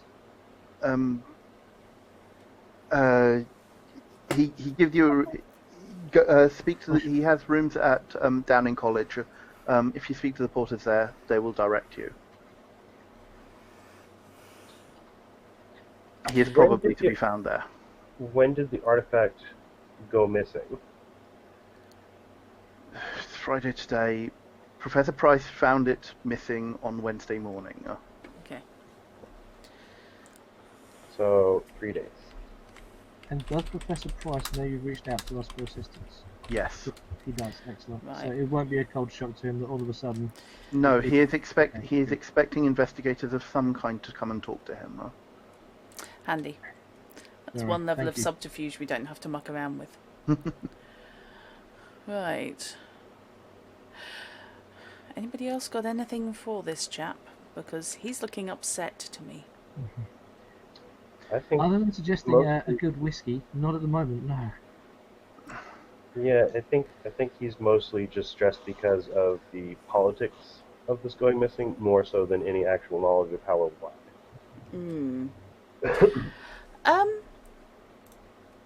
I'm not desperately good on reading people. It's not really my thing. Um, I could try to read him. Is there anything that he's? Is it obvious that he's completely putting all his cards on the table, or does it seem like he might be holding something back? Right. Yeah, I would like to make an assessment along those lines, I must admit. Sure. Folks can give me a. Can you give me a composure plus empathy roll, please? And if you have any speciality in like detecting lies or reading people or anything like that, then that will give you an extra dice. Sorry, did you just say composure? Yes. Ha! I rolled 4 successes out of 4 dice. Nice. I'm using the dice roller. Well, I wasn't expecting any successes. Only 2 successes for me. I'm I afraid. got 1 because I have an epic composure. Right. Epicness. And Owen? That's 5. 5 successes. Thank heavens for a 10 on one of those. Right. Seth and Alex, he seems to be completely on the level. Owen and Regan, you get, he's put his cards on the table. You're pretty sure that if this case is not solved, it's his job. His head is on the line here. Yep. And this seems like a guy who is completely unsuited for politics, even academic politics. He seems like that he is a consummate scientist who has been put in a position that is not really suitable for him. He's Right. wormed his way, or not wormed his way, he's burrowed his way into an academic position, and please don't take him out of it. He can't survive in the wild. I don't think it's not so much that. It's more like he is acting like he has had responsibility thrust upon him that he And- never wanted. Yeah. Which, as I say, this is something that Owen and Shard can get. Like, you've got a pretty good read on his personality. Alright, well, we'll take our leave and meet up with Dr. Price. Indeed. Do you know anything about his schedule at all? Whether he's going to be busy at this particular time? He should be in college. I believe he's not going to be difficult to find because he is very concerned, as I am, about this. Fair enough. Alright. Okay. Well, guys, shall we? So, Indeed, let's. Okay. I'm going to shake hands with him again as we're leaving. mhm. And say to him, don't worry, Professor. These people are experts. This is what we do. Everything will be fine. Thank you. You say with a smirk. I really do hope I can trust in your ability to find this quickly. The secret of success is sincerity. Once you can fake that. Exactly. Yeah. So, Yep. you're proceeding directly there, I guess. Yes. Sure. Go directly to Dr. Price. Do not pass go. Do not collect $200. Hope we can find our way through the college. I don't know how maze-like it is. Well, like most Cambridge, like all Cambridge colleges, have the Porter's Lodge. Downing College is a relatively sizable college. It's only about 5 minutes walk from where you are. Okay. The Porter's Lodge is immediately noticeable, and a quick word with the porters gets you directions to the suite that Professor Price is currently occupying. Okay. So Excellent. you wander through the colleges, past the quads, keeping off the grass, and come to like a staircase at the back of, in like the back quadrangle. Head up, narrow stone stairs leading up with like doors off, a door like off each twist of the staircase. Basically, these are the academic offices for most of the colleges. And you come to the one which has like a nameplate saying Professor De Solar Price, DJ De Solar Price. No. I knock with That the is. tip of my cane. Sure. Like you're all like Multiple knocking device.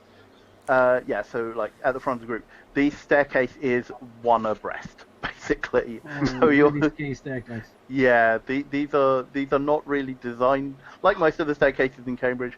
They're not designed for high traffic. I'm going at the back, and while they're knocking and attempting to gain entrance, I'm going to be facing down the stairs away from. Sure. Okay. Owen will certainly have been happy to let someone else do the navigation. Yeah. You're not waiting long before the door opens, and a gentleman in what is he at this point? Late 30s, I think, if I get my timings right. Yeah, he's probably late 30s. No, probably early 40s actually. Is standing there, and in an American accent, which I am not going to attempt. Oh, please Hi. do. No. I am. There is a very small number of accents that I would attempt. American is not even in the vicinity of one. Hi. How can I help you? I'm Dr. Price. I'm Regan Finley. These are my associates. We are here to discuss and help with an issue of, what's the word? Important, and also, what's the word for quietness? Sensitive? Delicacy? Sensitive. Sensitivity and discretion. Sensitive nature and discretion. I'm surprised they sent another American. Ah, Sorry, I'm surprised they sent an American. Come on in. Whereabouts are you from, sir? New England. Boston? I didn't actually consider this. Let's say yes, Boston. Ah. He narrows. Not Harvard, are you? I mean, I did go to school for law, so that would make sense. It's gonna be. He chuckles and shakes your hand, like holds out your hand, and if you Shake his break it, he shakes it firmly. No worries.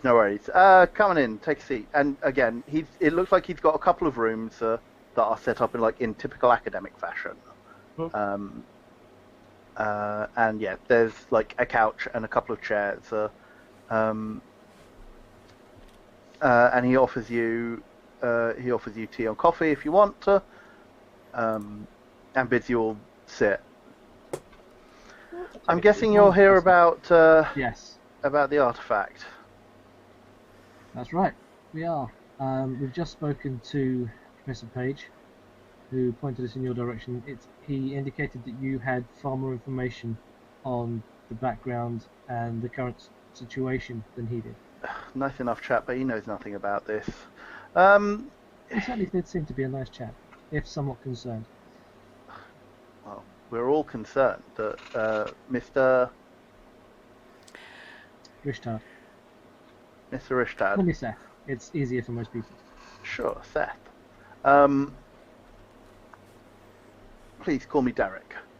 All the names I expected that D to stand for. But we've been told that. I know, it just didn't seem it before.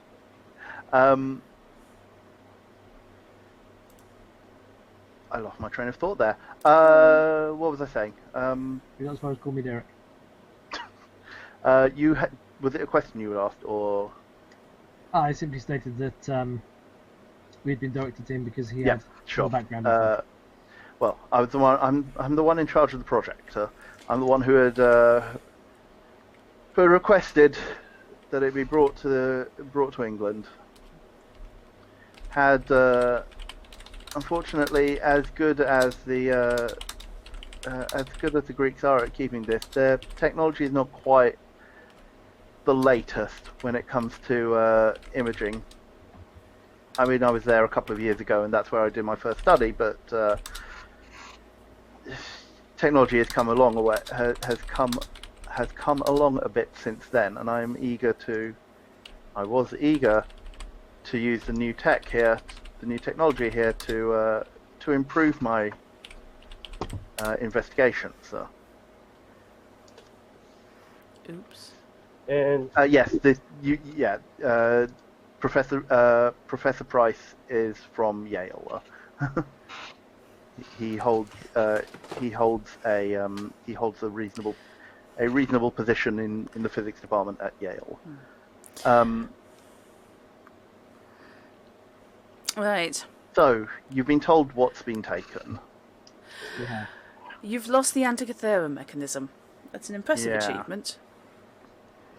Indeed, especially since it seems to have been stolen out of a locked safe in a locked room. Ooh, And locked now we room get to the mystery. interesting information. well, someone Yes. had to have had a key. Okay. When Yes. was it Someone needed to know stolen? where it was. Yeah, Where to when look. and where? Right. Exactly. We'd been assigned a research room in the material sciences building, where the new machine had been installed. The only people who have access to this room, well, the only people who knew what project was going on in this room are Professor Price and myself and the 3 students I have working on this project. The only person who had a key, the only person who holds a key to the room is me. The circumstances surrounding the disappearance, as far as I can tell, are: last Friday, I left. I had to leave. I had to leave early to get to. I was going to see friends for the weekend, so I left mid-afternoon, and the one key to the room I left in the hands of one of the 2 students who was still there, with firm instructions that once the fragments had been locked up, the key would be returned to the reception, where it would be put in my pigeonhole for me to collect on Monday morning when I came back, when I was back in the building. You have an interesting idea of security. I was going to suggest a similar thing. Given the importance of the device and the security around it, why would the key be left with a student and then to reception to put in a pigeonhole that anyone could access? The building is secure. At least I believed it was secure. The security here, I had been led to believe, at least, was top notch. No, we are in an out of the way part admittedly in a high profile department, but steps have been taken to ensure that Minimal people would know what was going on in that room, and the one key to be returned to myself behind the desk, and locked up. Don't forget, was sufficient security. When I arrived back in Cambridge on Sunday evening. Alas, on Monday, I was not feeling very well. I seem to have contracted some kind of stomach bug, food poisoning of some kind, probably. I was not able to return to the lab until Wednesday morning. The key was waiting for me. When I picked it up, I opened the door, and Go on. sorry, I'm just trying to remember my own notes here. Yeah, I opened the door, and I could immediately see that the safe, to which I am the only person who knows the combination, stood ajar. That was stupid of them. Yeah. If you're the only person that knows the combination to the safe, how was the student to return it to the safe? Presumably the safe is locked at all times, except when being accessed?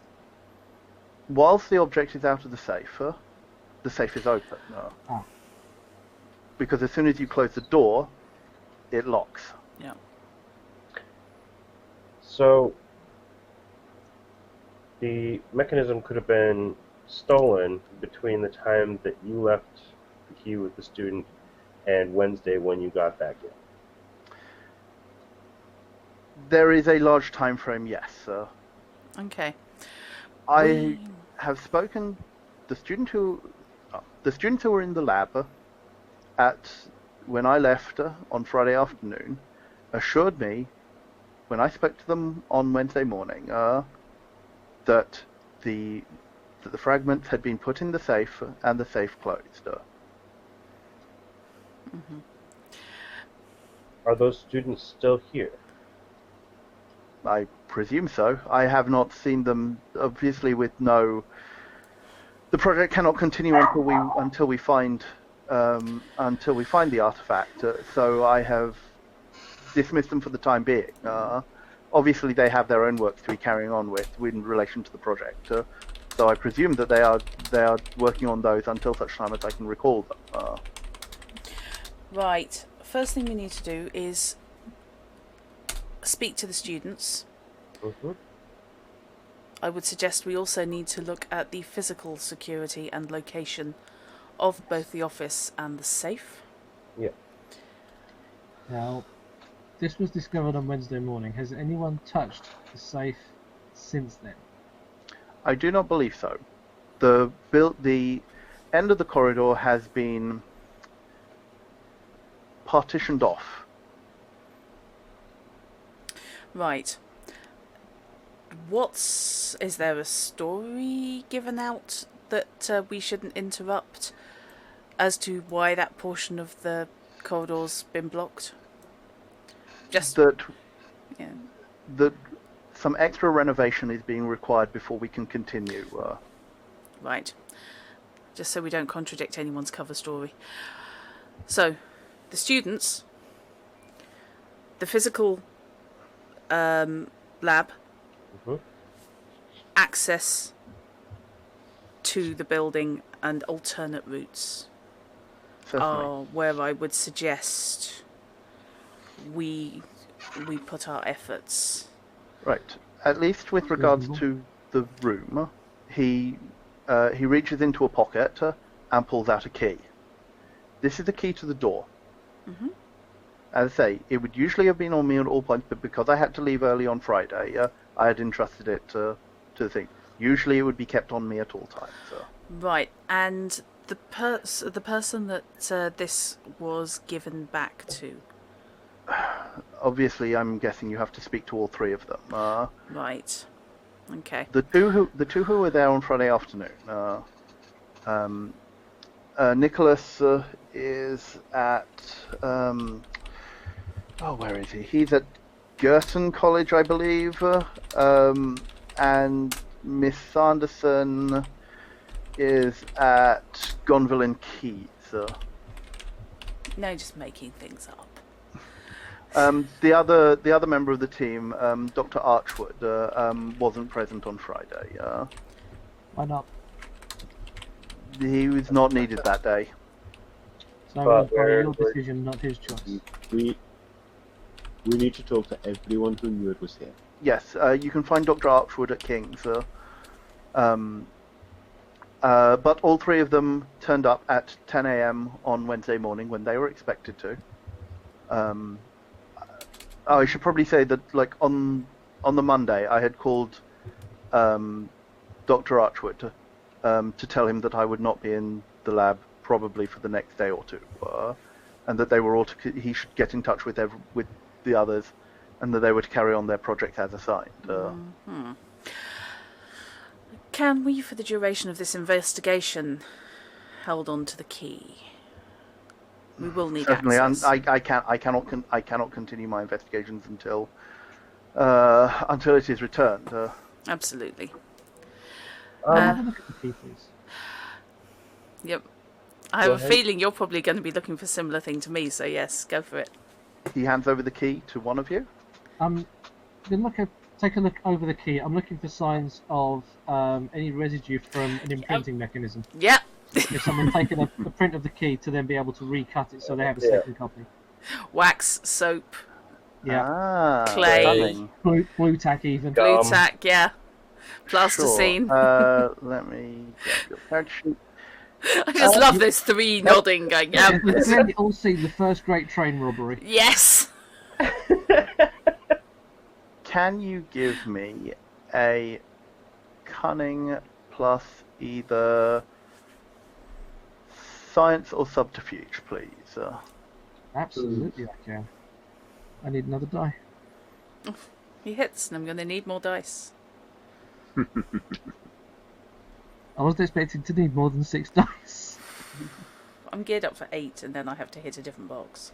That's not I've got happening, though. 15. Because I'm only using the oversized dice.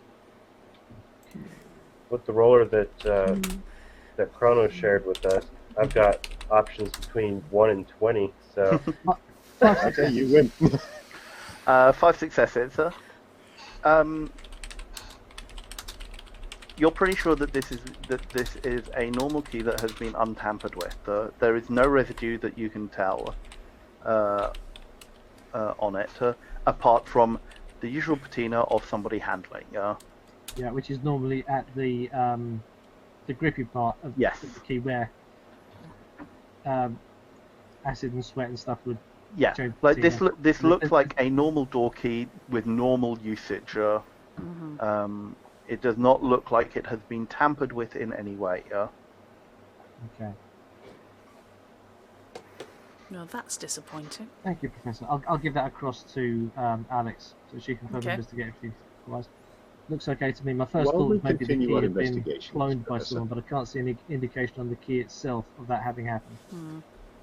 With a key that's been in your possession for as long as this one is, I would expect if you then hand it over to someone, they would, rather than take it somewhere and get a copy of it if they wanted to, they would find some way of taking an imprint and taking the imprint away. So I was looking for a residue on the key. But there's no sign of that happening. This is your area of expertise, not mine. Sorry. While we continue our investigation, yes. We're going to need some information from you. We will need a list, since the item came into the possession of yourself and the college, of exactly where it has been and what has been done to it at every stage up until it went into that safe Friday. Chain of custody. Okay. Let me see if I can recall everything. So, negotiations had been taking place with the Greek government with regards to bringing it to England. Naturally, they were not It took a great deal of persuasion. Thankfully, But that's not the question I asked. no. Apologies. I'm just trying to set the background here. The item was flown in to London. I met it at the airport, where it was entrusted to my safekeeping, when I brought it to Cambridge myself. I brought it to the lab after having, I had to visit Professor Price first to obtain the key, and I brought it to the lab, whereupon I put it into the safe as had been agreed. The safe was locked, the safe was closed, and then the next day we proceeded to conduct our studies. All the equipment to study the fragment is in the room. It had never obviously I'm not there 24 hours a day, but I did my best to ensure that I was the one who closed up the lab of an evening and locked the thing away. The equipment, did you arrange that yourself, or was that Professor Page? Professor Page arranged for the equipment to be installed. Just out of curiosity, Professor, where did you eat lunch on Friday? I had lunch in the quadrangle outside the Material Sciences building. Was it your own lunch, or was it a supplied lunch? My own lunch.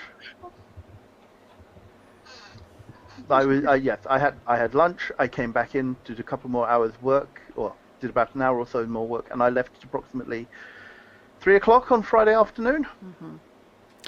When did you start feeling unwell? Monday morning, I woke up. I woke up feeling unwell. So, I dare say it's probably my own fault. Driving back down on Sunday evening, I stopped at a service station, and apologies, all my NPCs have the same accent, which is really annoying, actually. And timbre of voice. I will differentiate more in future. But it's a big pressure running a game on stream.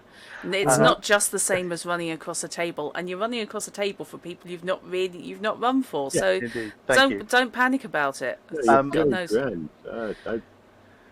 Yes, I stopped at the service station to grab something from Little Chef.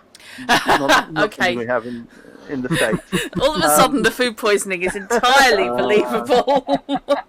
Yeah. Suddenly, I'm sure again. Blueberry pancakes with whipped cream and ice cream. Only thing worth having from there. This may seem like an odd number of things to ask, but for my peace of mind, please do. The quicker we can get this solved, the better. Since the discovery that the artifact has gone missing, how has the security been in this area? Has it been tighter, or because it's not there, has it been lax?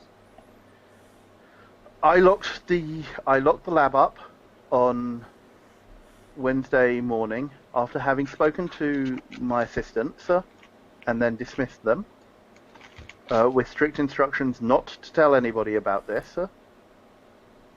Obviously, they had been sworn to confidentiality with regards to all their work on this project. You say you locked the lab up. Did you also lock the safe, even though there was nothing in it? I did not close the safe. Thank you. I left it. I attempted to leave the lab as is, so that anybody coming in to investigate would have it left in the way that I found it. How soon can we get to see the safe, please? I have some checks I wish to make for my own peace of mind. I can take you there now. Do have a question about the safe. Yes. I don't really know anything about them. I assume you set the combination. Yes. How is that done? There is. Sorry. Yeah, I'm just trying to remember how you do. Feel free to fall back on he tells you. Yes, fine. He tells you how it's done. Okay. So what I want to know, the only reason for asking the question, which you can just tell me the answer rather than having to Sure. try and ad-lib how you set a safe, is with the mechanism that is used to set that, if the safe is left open, could somebody see and figure out what the combination is? From my understanding of the instructions, it would be extremely difficult unless you knew the instructions. Okay. Just trying to work the how was the safe opened? If the safe, because Yeah. just thinking along the lines of if the safe is left open when the thing isn't in it, Mm-hmm. then theoretically that gives you access to the Yeah. mechanism while the safe is left Yeah. open to try and figure out what the Yes. combination is. Once you know that, you're sorted. Doesn't matter. They can lock it as often as they want. You don't care. Oh, and if it was one of the students, they wouldn't even have to lock it. They could just shut the safe door, lock the door, and leave. And then they find out, oh, hey, The safe was open. Well, it's not going to We show were told up. the safe auto locks when you shut the door. It Yeah. automatically. Okay. locks. That's Okay. fair. Slightly different direction of questions. What exactly? What can you tell us about the artifact and its purpose, or the use of the artifact, and who might be interested in it outside of? I'm looking for reasons that someone would want to take the artifact if they knew about it. Why would somebody want this? It is a priceless cultural artifact. Yeah. You have to understand. It's not one solid object. Right. We are Pieces. talking about fragments. There are 51 fragments And they've all gone. of varying sizes. Yes, sir. They are all missing. Well, that knocks one of my ways to short circuit the entire scenario on the head. I was going to do the same thing.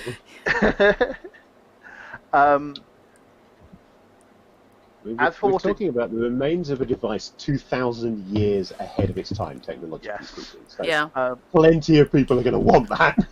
Yeah. Yeah. As for what it is used for, no, we're not quite. I'm not quite sure yet. Neither myself or the Greek researcher who I worked on with it a couple of years ago have quite got to the bottom of exactly what it does. The best guess is that it is some sort of calculator, a combination of a calculator and a calendar, but multiple calendars.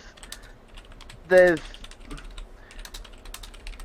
without going into. From what I've read, it's a lot smaller than Stonehenge. Well, yes. Without going into too much detail, yes, it is some sort of ancient calculating device that has a lot of technical components that we had previously believed to be beyond the capacity of the culture at the time to produce. There is nothing else like it from the time period. Okay. You say there are 50 odd fragments. Yes, How I 51 take it fragments. I take it you're not simply transferring these individually. I mean, was it in a box, in a tray? They were in a padded padded container With a lid or without? with a lid. Think of it as a small attaché case, but with padding. And the case was gone as well. Yes, Right. How big are these fragments? Like, they vary in size. Some are barely a yeah. Some are barely a centimeter across. The largest is 10. okay. Because when I'm thinking of a device from ancient cultures, even though it's more technologically advanced, I'm thinking bigger fragments that fit No, like So this this, is this thing was recovered from a shipwreck off the island of Rhodes, and was actually encased like in a block in a bigger block. But as it has been studied, a lot of the extraneous material has been chiseled away. Yes, I always wondered whether Philip Pullman based the alethiometer on I the Entirely possible. I'm Yeah. sorry, It's I the who I carer. have like what the hell now? Philip Pullman wrote His Dark Materials, the first book of which was it filmed as The Golden Compass? Yeah. Ah, right. The, Okay. the American title, Of the over book, here it was released as Northern Lights. And the alethiometer is a compass-like device used for divining, effectively for talking to the universe and asking it questions. That was the film with the armored battle bear, wasn't it? It was, That's yes. the film with the armored Oddly, battle bear, oddly which enough, that does there's stick a in people's series minds. coming, which I'm really happy about because Yeah. although the film was only okay, it's an excellent series of books, and I would have loved to have seen the other two films. I am just going to quickly nip away and Okay. refresh my drink. Yeah, if folks watching the stream, if you want to get up, stretch your legs, take a little bit of break, I'll be back in a couple of minutes. Okay. We'll discuss conspiracy theories while you're gone. So my thinking here is we have two major priorities at this point. Both of which can theoretically be done at the same time, because it seems to me that our expertise is split neatly down the middle of the party on this matter. Which is, we need to examine the room and safe Yep. Yep. We need for to any talk to the indication students. of what happened, how it happened, whether the thing's actually just been put in a filing cabinet, so that it can be retrieved after the fuss has died down and everyone's convinced it's gone. And we need to talk to everybody, absolutely everybody who knew it was there. Yeah. Yep. Because either one of them did it, or, which is entirely likely given their lousy security, Yeah. somebody else knows. Well, given students and pubs Alcohol. talking about things, it's quite conceivable that they were talking about what they were working on. Yeah. We're doing something we really may cool never and be it's able to secret. find the source of it. Yeah, we may never be able to find the source of a leak because it may well not even have happened here. It could have happened in Greece. It could have happened in whatever diplomatic offices were actually arranging for this to happen. There's just too many places that Yeah. somebody could have found out. Okay.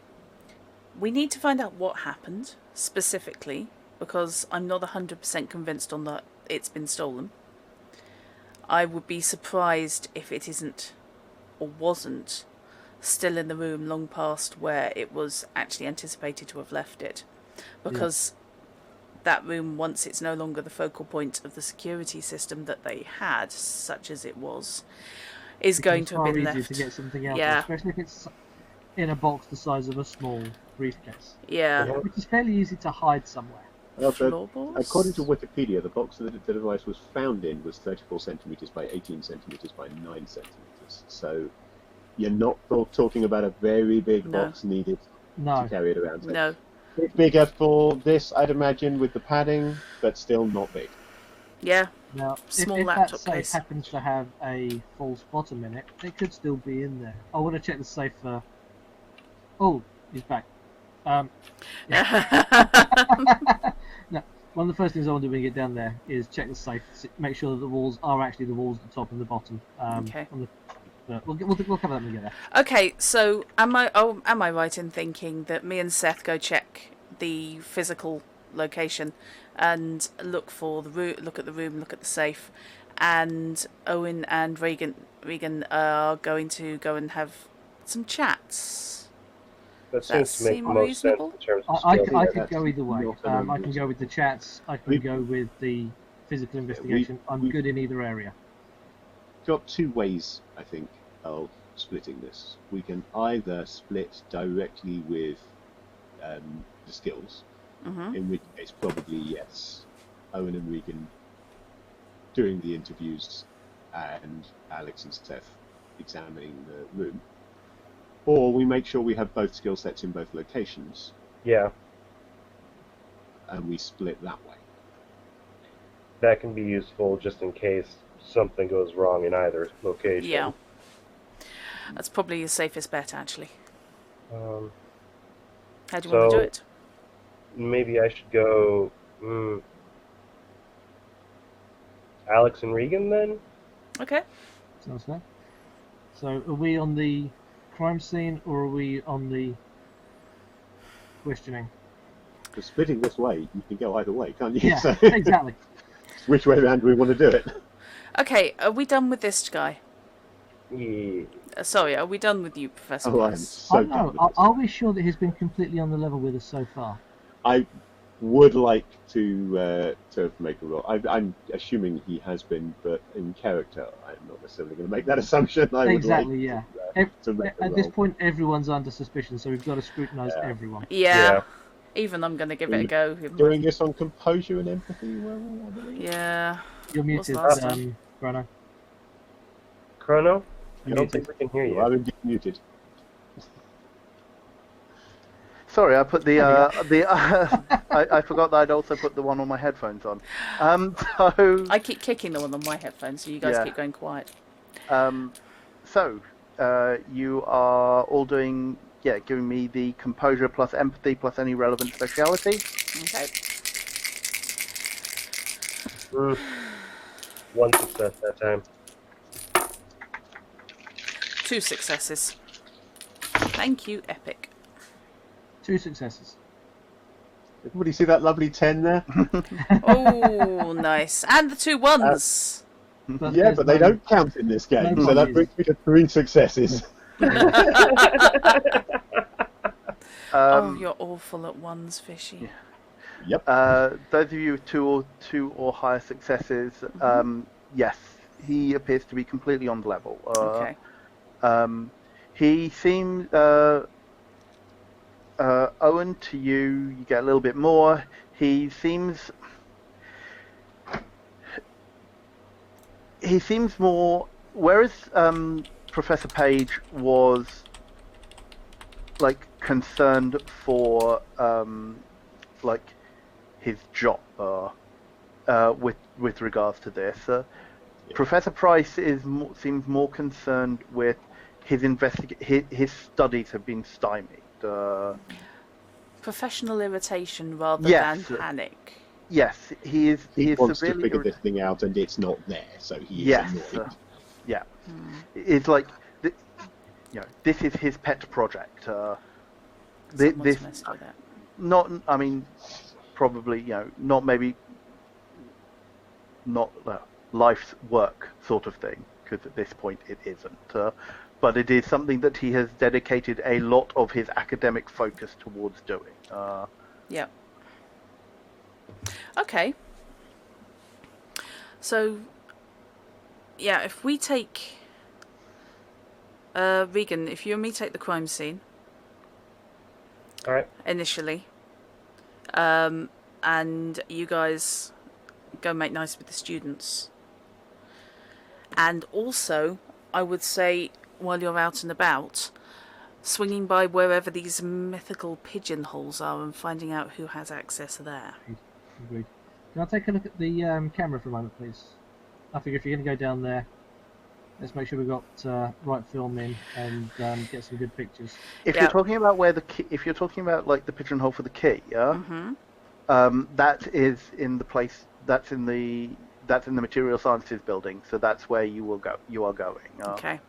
So that's there. Fair enough. Okay, we'll do that then. But yeah, we can split the gear, so Yeah. both I groups. just want to check over the camera for just a second. Okay, yep. I pass over certainly the one I've been carrying.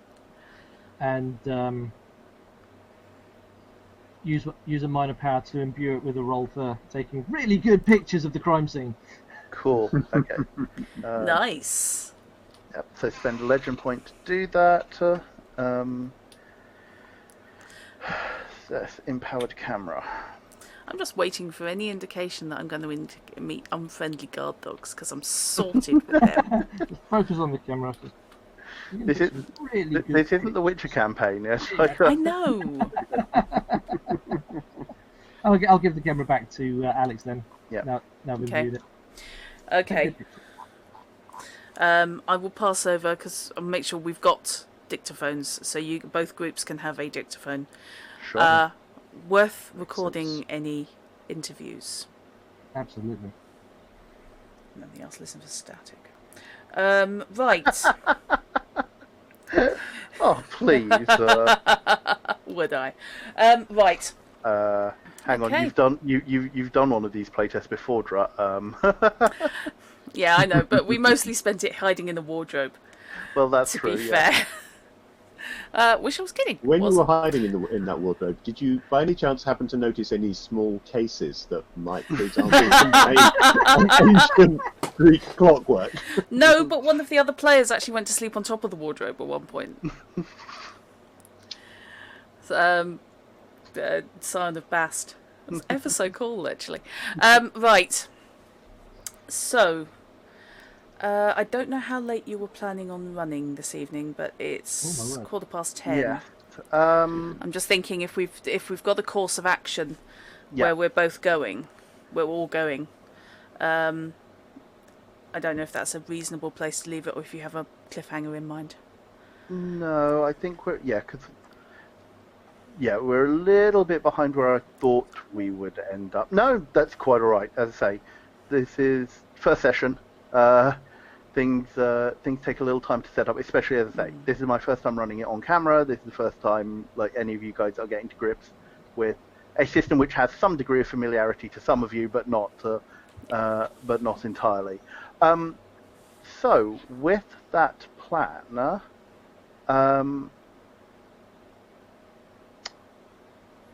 let me just think. Let's do if you don't mind, let's do the physical bit first. Yep. And you'll get a description of the room, and then we can probably close it after that. Okay, that's cool. Yeah, it's down Sure. with that. Sure. Okay, so Alex and Regan, you get directions to the Material Sciences building from Professor Price. He asks if you want him to go with you. I think at the moment, no, unless you would like to. Regan.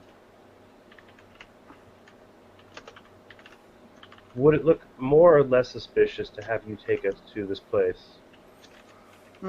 Probably less suspicious. Then In that case, yes. best to Okay. bring you along. Sure. Yeah. So he takes you along. Again, building like Material Sciences building is only about less than 10 minutes walk from where you are, or from down in college. And yeah, he takes you into the building, Department of Material Sciences. You pass the reception desk, and you can see the office behind the reception desk, the access to which is an office door and the reception desk, which is open but has shutters. Has a louvered roll shutter basically. How many people man that desk? There is one person there at the moment. Do we get queried going in with somebody who works here? With Dr. Price there, he basically gestures you up to the desk and signs you in as his guest. Well, since we're here, can I flick back to the weekend? Mm-hmm. Log? It was Friday he signed out, wasn't it? Well, he doesn't sign in himself, so it's only visitors who are Right. expected to sign it. He basically has a badge and a lanyard. Right. Okay, so they'd be signed in by, if somebody came in with another member of staff, Yes, they'd be signed in by possibly one of the students. possibly. I'm just going to quickly flick back and see if there was any indication of one of the named students signing somebody in. No. None of the names that you have been given show up on the register. It also doesn't take a lot to notice that there are no entries for the weekend. Right. I'm going to ask the person actually on the desk. Yep. Does this building? I mean, I don't know colleges and unis. I'm sorry. No. Does this whole sort of thing close down over the weekend? Yes, it does. Yes, it does. I take it that means you lock up, you will go home. Yeah. Yes, this building would have been closed at. Would have been closed at night. Would have been locked up at 9 o'clock on Friday evening, on Friday night, and not opened again until 6 o'clock Monday morning. Thanks. It is possible that a member of staff could have come into the building, but it's only the senior. It is only the senior professors who have personal keys for the building. Gosh, that's ever so helpful. Thank you. When in doubt, throw in the gosh. Automatically get underestimated. Done it in real life. Trust me, works. Okay, so let's follow through into the lab, Sure. I guess, and look at what we're dealing with. Yeah. So there's a number of there's a couple of corridors and staircase leading off from reception. He takes you up to the first floor and along a corridor, and it's at the far end of that. You actually see before you get to the end of the corridor, there's only 2 doors on this corridor. Mm-hmm. He passes the first one, then there's some makeshift the floor cleaning barriers, caution wet floor. Yeah. A couple of those have basically been put up with A4 and marker renovation in progress. Right. Across the corridor.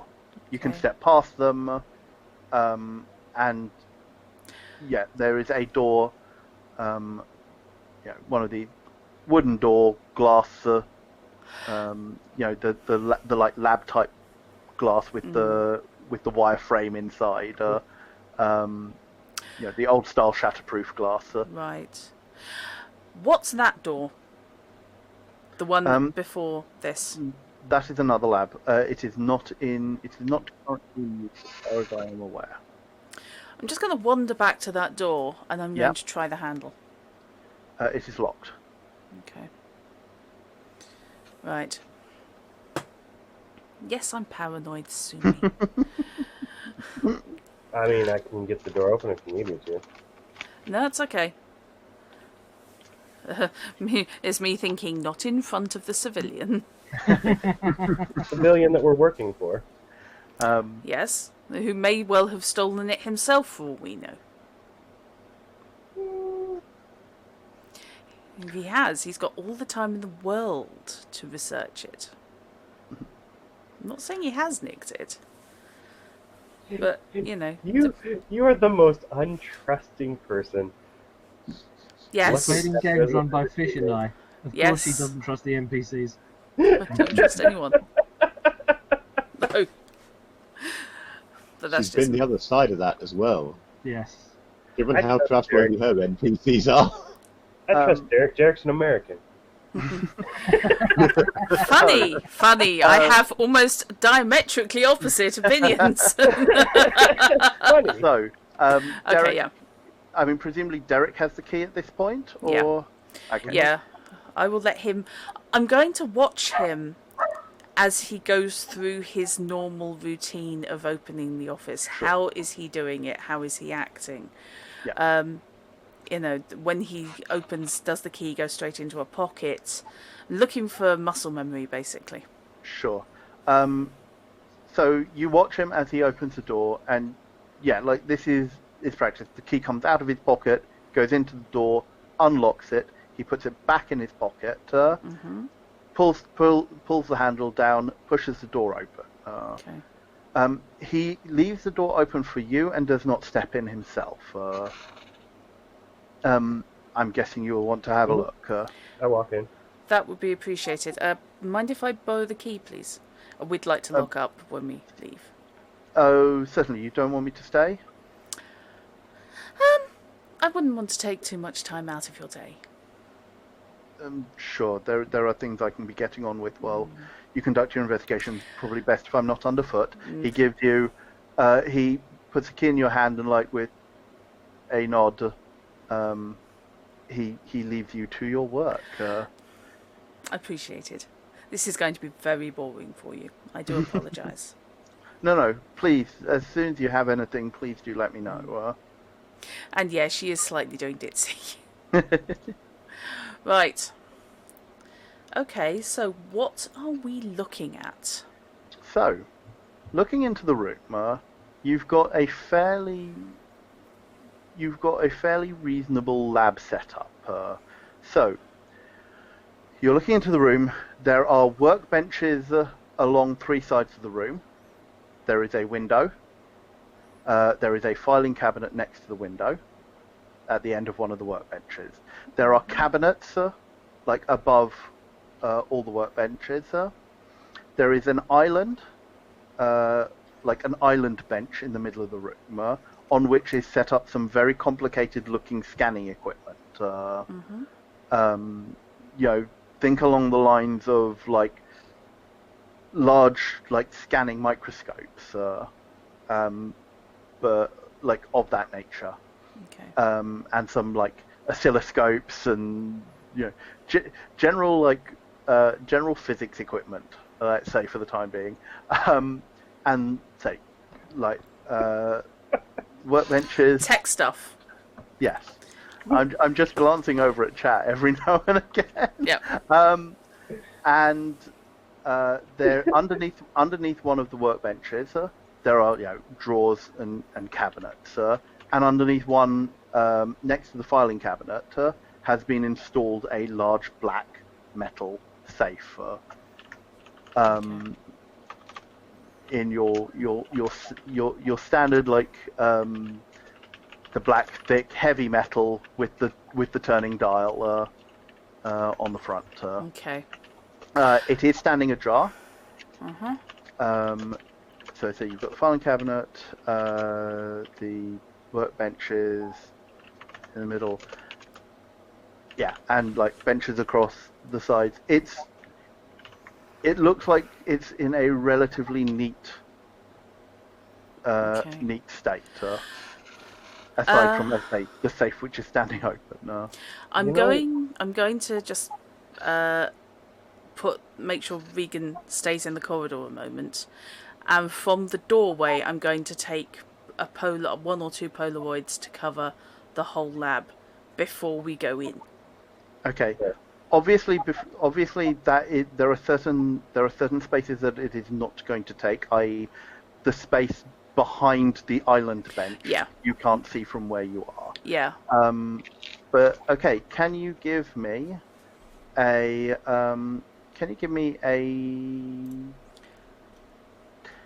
dexterity plus technology roll, please? I can indeedy. And you get the bonus from Seth having empowered the camera, which is a bonus die. Thank you, Seth. Was it a bonus die or a bonus success? I can't remember It is which one you used. I think it's a success. Sure, okay. Cool. So I'm on 6 dice. One automatic success. Okay. Excellent. 66 and 60, 10 and an automatic success. Awesome sauce. Okay. 10, 9, 10, 9. Wow. So that's 2, 4, 5, 6. With your freebie 7 successes, I make that. 7 successes. Cool. You take a couple of what you imagine or what you believe are very, very good pictures. David Bailey got nothing on me. Yeah, I just wanted before we went tromping all over the lab. Mm-hmm. Sure. And now we can tromp. I'm going to put on some gloves. Probably Yeah. hot gloves, not actual crime scene gloves that we use nowadays, but Yeah. cognizant of fingerprint. And I'd like to examine the mechanism and safe itself. One of my specialties is bypassing security. So, Okay. Before we get to that point, okay, that's fine. when you step into the room, Mm-hmm. Regan, can you give me a Resolve plus Occult roll, please? Ooh, dear. Bubbity, That sounds bubbity, interesting. bubbity, bubbity, bing, bing. Let's see, resolve plus occult. I'm assuming that my cat-like tread doesn't No. assist. No, because you have to sing while you're doing it. Ah, 3 successes. 3 successes. Divine power has been used in this room. You get that very distinct feeling. Uh-huh. And on that note, we are going to close the session for this evening. Sounds good. Indeed. Yeah, awesome.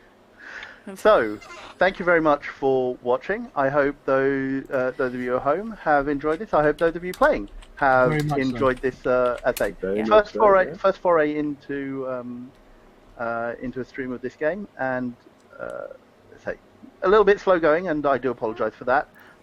But hopefully next time we will get the investigation ramped up, and we will see where it takes you. Yep. Really Indeed. enjoying this so far. I'm I'd having just fun. like to, on behalf of all of us, extend our thanks to you, Brennan, for running this. You said at the beginning that we had generously allowed you to do this. What you meant was bitten your hand off at the shoulder when you offered. Yes, We very graciously return your hand now. yes. I was very much thinking he mispronounced begged. Yeah. Particularly since I'm on a GMing break at the moment, as our regulars will know, so this is filling in the slot that I would otherwise be running. And that, as well as our general thanks, my personal thanks to you for picking up that slack. You are more than welcome, Fishy.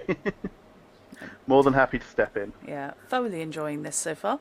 And if nothing else, you gave me the opportunity to because I haven't worked on these rules since I last ran a playtest at Christmas. So you gave me a chance to update the rules and get some reps in with this. Excellent. Cool beans. Okay, so that's this week. 7 years too early. Yes, all right. Yes, we are. Really? Yes, What? we are in 1971. I don't know. We've got music historians being pedantic in chat. Look, there's magic involved with the technology of this world. History did not happen exactly the same. Exactly. Even I wasn't being pedantic over that one. No. There are certain liberties will be taken with real-world history. Yeah. Yep. I think it's a general caveat for any game that you run in the real world.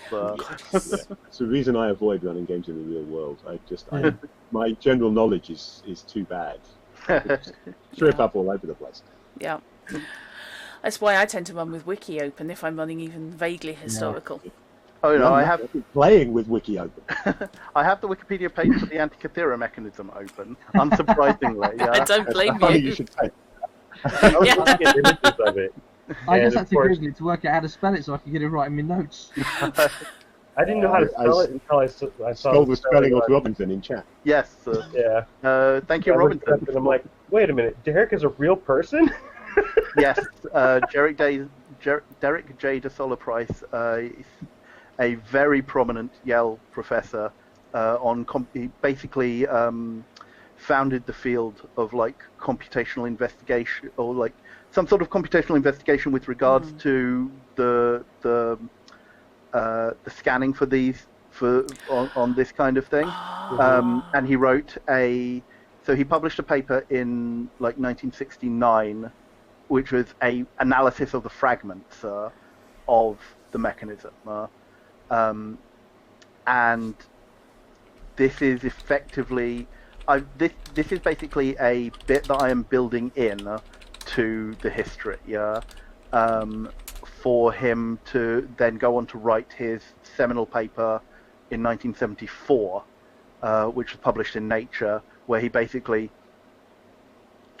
categorically stated this is what the Antikythera mechanism does and what it was used for, and then this started a whole bunch of further analysis and trying to figure out exactly what the discs and dials actually do when we're calculating. But he was very much ahead of his time in terms of analysing what it does, because it had been found in 1901 and had lain pretty much uninvestigated in the archives of the Greek Archaeological Institute until he decided to come and have a look at it in the late 50s. Okay, so our lesson learned today: don't kill him. Or Irreparable damage to the timeline. Yes, thank you. The trousers of time will split. If we attempt to kill him, a man in a blue box will turn up. No, it's two blondes, but our man job and a woman. isn't to kill people. Our job is to retrieve things. Why you want it? Why do you want so badly to kill? Not saying, just collateral damage happens. Okay, but we're banned from Let's see explosives. if we follow Meki's tactics. Yes. Suggested earlier. Yes. Burn the room down and then sift through the ashes. Yes. Absolutely, yes. It's a destructive little soul, this Meki. Okay, so if that's it for this week, next week I believe we'll wrap up for Warhammer. Unless you guys do an absolute left of the lights, we should be on wrap up. Yes. Excellent stuff. Excellent. Fingers crossed. So we have another 3 weeks of Warhammer Fantasy Roleplay starting next week. And then I believe we are on to the wrap-up for Castle Falkenstein. You should indeed be into the finale to Castle Falkenstein. You have a plan. I know what the bad guys are doing. And unless you manage to completely cock it up, you hopefully will intersect. And then a fight probably will happen. For anybody wanting to enjoy those finales who don't know the scenarios, they should all be available VOD either on. They're all on YouTube now. Or on Dratacup's YouTube channel. Indeed. And I strongly recommend that folks catch up or tune in the next couple of weeks. And we will be back with part 2 of Time and Tide on the 15th of September. Excellent. 15th. Excellent. Looking forward to that already. Okay, so since Thank I you. have the con today, I will end the stream there, and thank you all for watching, and thank you very much, Chrono, for running. This has been great My fun pleasure. so far. I apologise for inflicting RPCs on you. New groups are always good. Yes. I am looking forward to seeing how much more you can twist my scenario. Sorry, Oh, rigorously playtest. Yes. That's the word. Rigorously. Test to destruction. Yeah, we're good. One last note to anybody watching, just in case anybody doesn't know. As you may have gathered, we do this on a rotation basis, so we play a different game each week and cycle them through. And we are always looking for new people to play with, whether as players or indeed perhaps as guest GMs like Chrono. So if you like what you see and you want the chance to possibly get involved, do join our Discord server where you can chat with us about this or possibly get involved. Yep. Any and all are indeed welcome. So, thank you, and we'll call it there, and good night. Night. Good night. Good night.